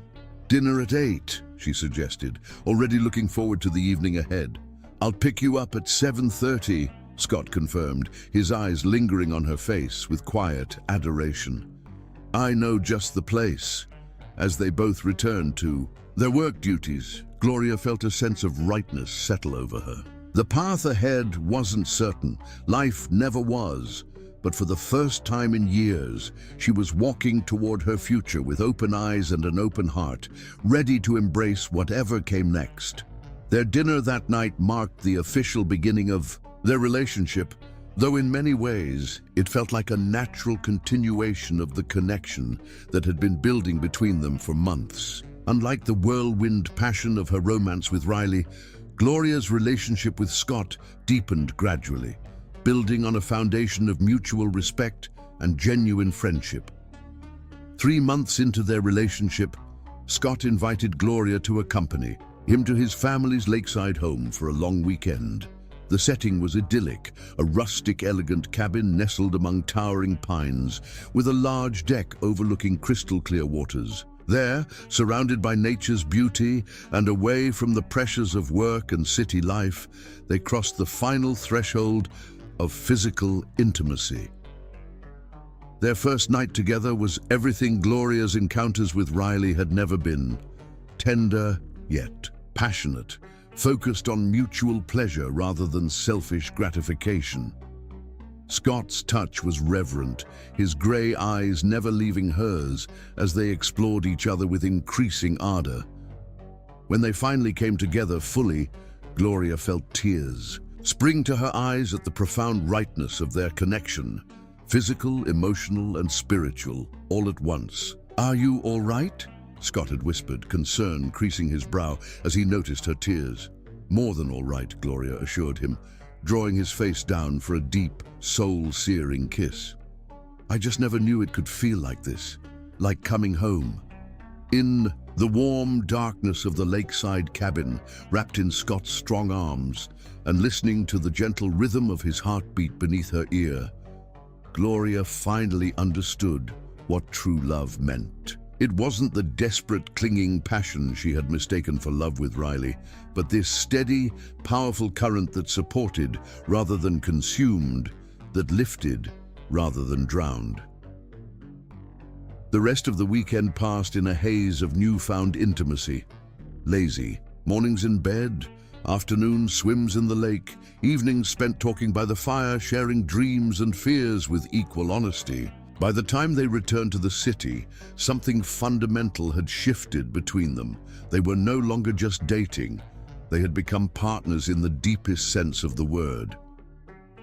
As summer turned to fall, Gloria received word that Riley had left the city, reportedly moving to the West Coast with his latest girlfriend. The news brought unexpected relief, a final severing of her past that left her free to embrace her future without lingering shadows. At Thanksgiving, Gloria brought Scott to her family's home, nervous about how they would receive him, despite their previous acceptance of her new relationship. She needn't have worried. Within hours, Scott had charmed her mother with his genuine interest in her prized garden, impressed her father with his knowledge of classic films, and won over both her sisters with his obvious adoration of Gloria. "He looks at you like you're the answer to every question he's ever had," Sarah observed quietly as they washed dishes after dinner. "Nothing at all like the way Riley looked at you." "How did Riley look at me?" Gloria asked, curious about her sister's perception. Sarah considered for a moment. "Like you were a beautiful possession he'd acquired. Something to show off, not someone to share his life with." She glanced toward the living room, where Scott was engaged in animated conversation with their father. "Scott looks at you like he sees your soul and loves every part of it." The simple observation crystallized what Gloria had been feeling for months. With Riley, she had always been performing somehow, trying to be the perfect wife, to meet his ever-shifting expectations, to justify his treatment of her. With Scott, she could simply be herself, strengths, flaws, and all. On Christmas Eve, after a quiet dinner at his apartment, Scott led Gloria to the balcony, where a small pine tree had been decorated with tiny white lights. At its base sat a small velvet box. "I'm not rushing you," he said softly, as Gloria's eyes widened in understanding. "If you're not ready, I'll wait. A month, a year, however long you need. But I wanted you to know that whenever you are ready, this is waiting for you." Gloria knelt beside the tree, her hands trembling slightly as she lifted the box.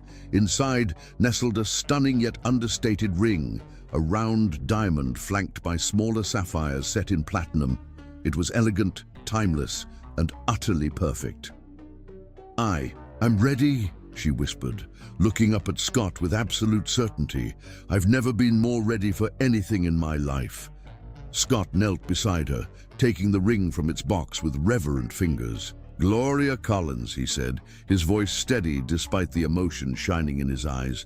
"You've taught me what true partnership means, to walk beside someone, supporting them without trying to control them, loving them for exactly who they are."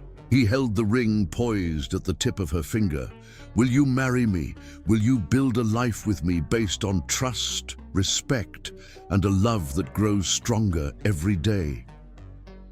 "Yes," Gloria answered without hesitation, joy bubbling up through her chest and spilling out in a radiant smile. "Yes, I will marry you, Scott Smith, with all my heart, yes."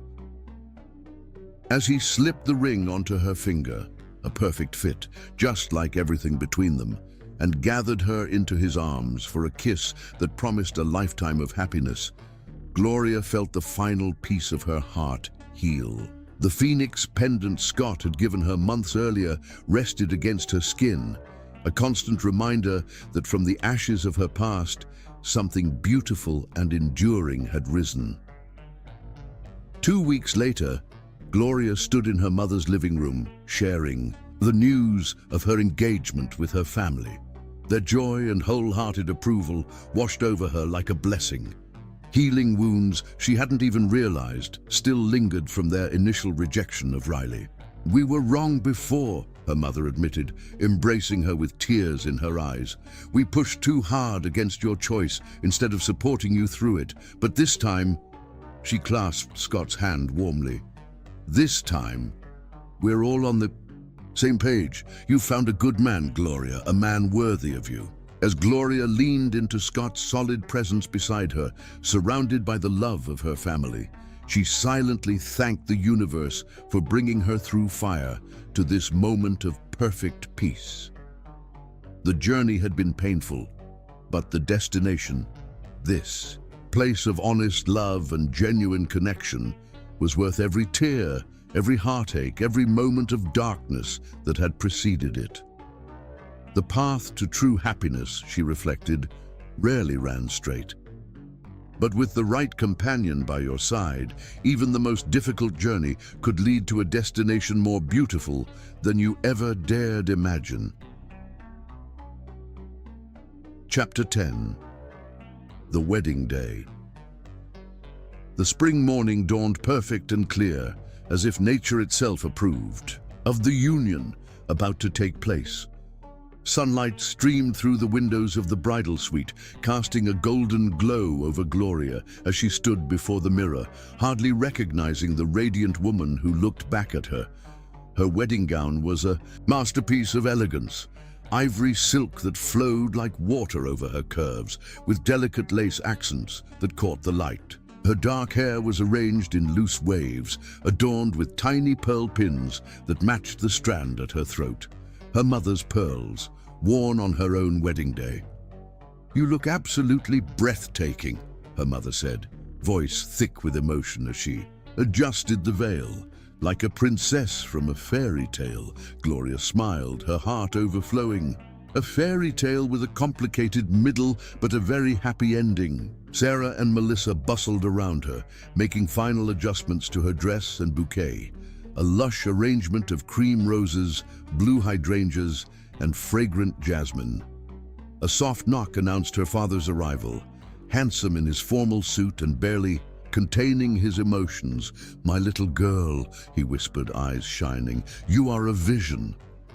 The ceremony would take place in the manor's gardens, where rows of white chairs had been arranged on either side of a stone path leading to a flower-adorned arbor.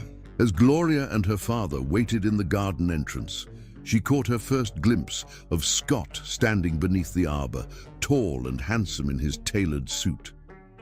The string quartet began playing Pachelbel's canon, signaling the start of the procession. Sarah and Melissa moved gracefully down the aisle in simple blue gowns, followed by Scott's niece as flower girl, scattering rose petals with solemn concentration. When the music shifted to the wedding march, the assembled guests rose. For a breathless moment, the world seemed to narrow to just two people, Gloria and Scott, their gazes locking across the distance that separated them. The naked adoration on Scott's face as he watched her approach brought tears to Gloria's eyes. Unlike Riley, who had regarded her as a trophy, Scott looked at her with a reverence that spoke of partnership, of cherishing not just her beauty, but her entirety, mind, heart, and soul. Each step down the aisle felt like a step away from her, painful past, and toward a future bright with promise. When they reached the arbor, her father placed her hand in Scott's with a gentle squeeze of blessing. "You are spectacular," Scott whispered as he took both her hands in his. "More beautiful than I ever imagined." The officiant began with words about love's journey, how true love wasn't always found on the first attempt, how sometimes the heart needed to learn difficult lessons before recognizing its perfect match. When the time came for their vows, Scott spoke first, his voice steady despite the emotion in his eyes. "Gloria, from the moment you walked into my office, you changed my life. Your intelligence, your grace, your quiet strength, all of it captivated me. I promise to love you completely and constantly through whatever life brings our way. I promise to be your steadfast partner, your passionate lover, your trusted confidant, and your most loyal friend. I promise to respect your independence while offering my unwavering support." He paused, thumbs caressing the backs of her hands. "Most of all, I promise to see you, truly see you, every day of our life together, and to make sure you never doubt, for a single moment, how deeply, completely, and eternally you are loved." Tears slipped down Gloria's cheeks as she absorbed the beauty of his promises. When it was her turn, she took a deep breath.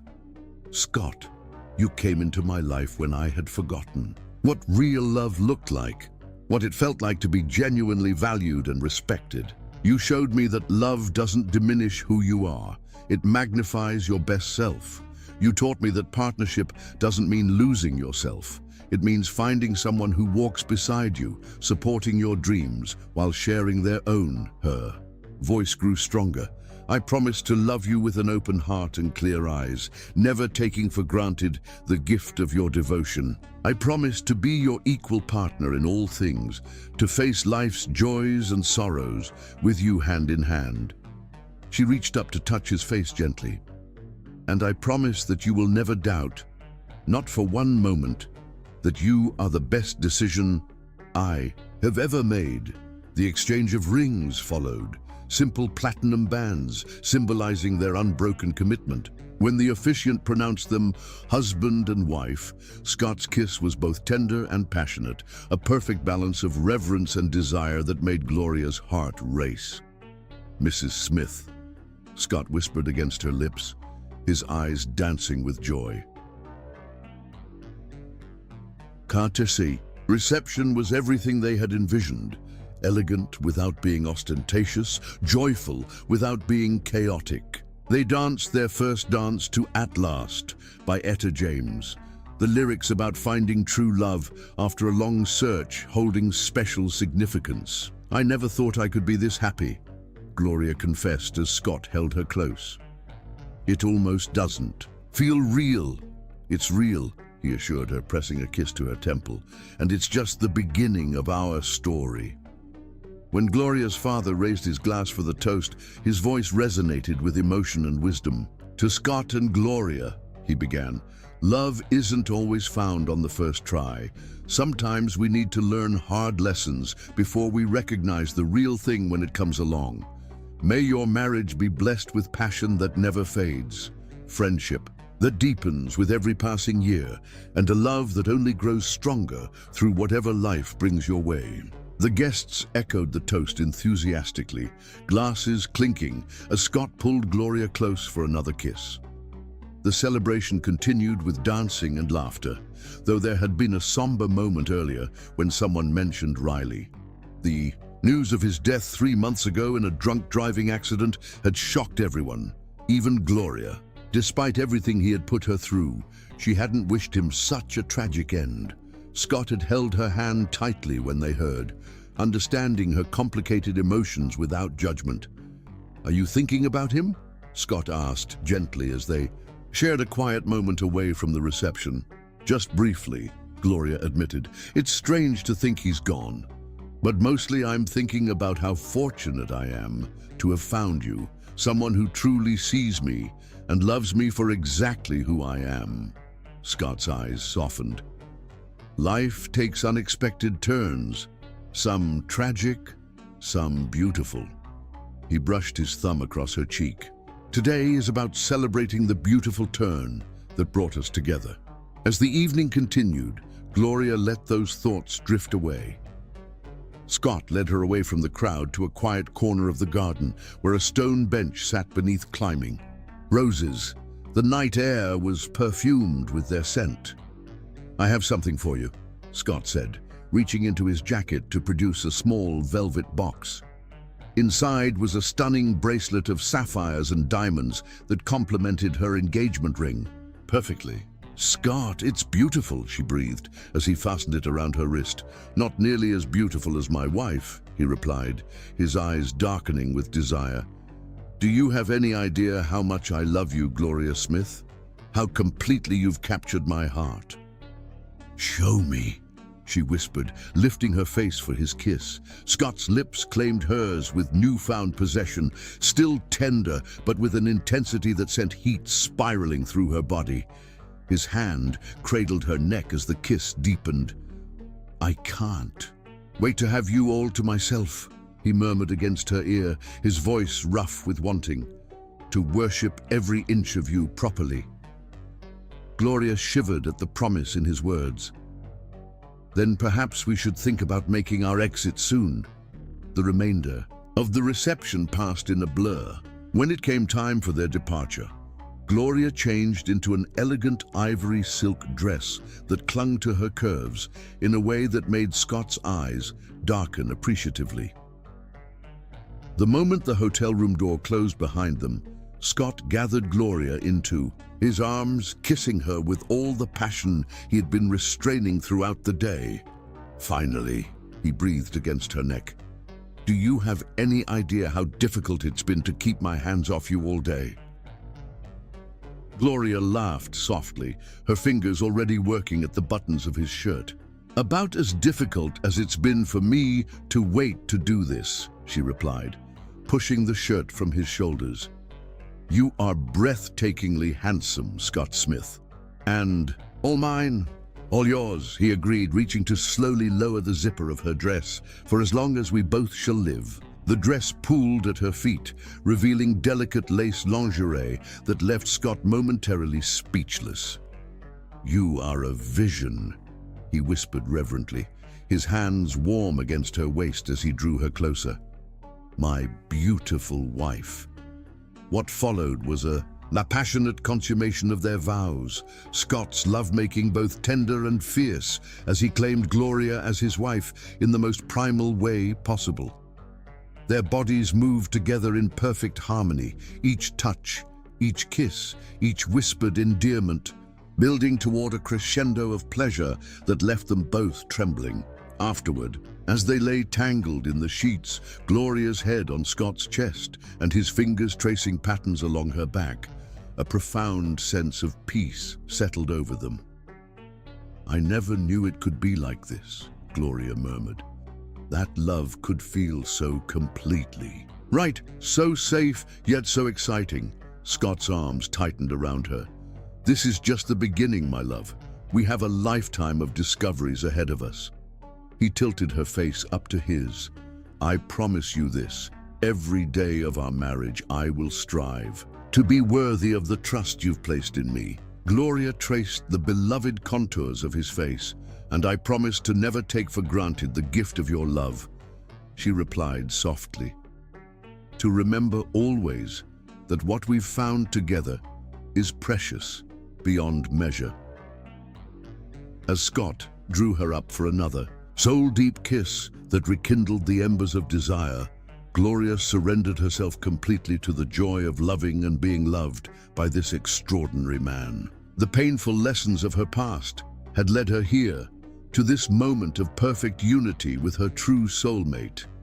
They had both finally found what they truly deserved, a love built on trust, respect, and a passion that would never fade, a love that would sustain them through whatever challenges and triumphs lay ahead in their journey together.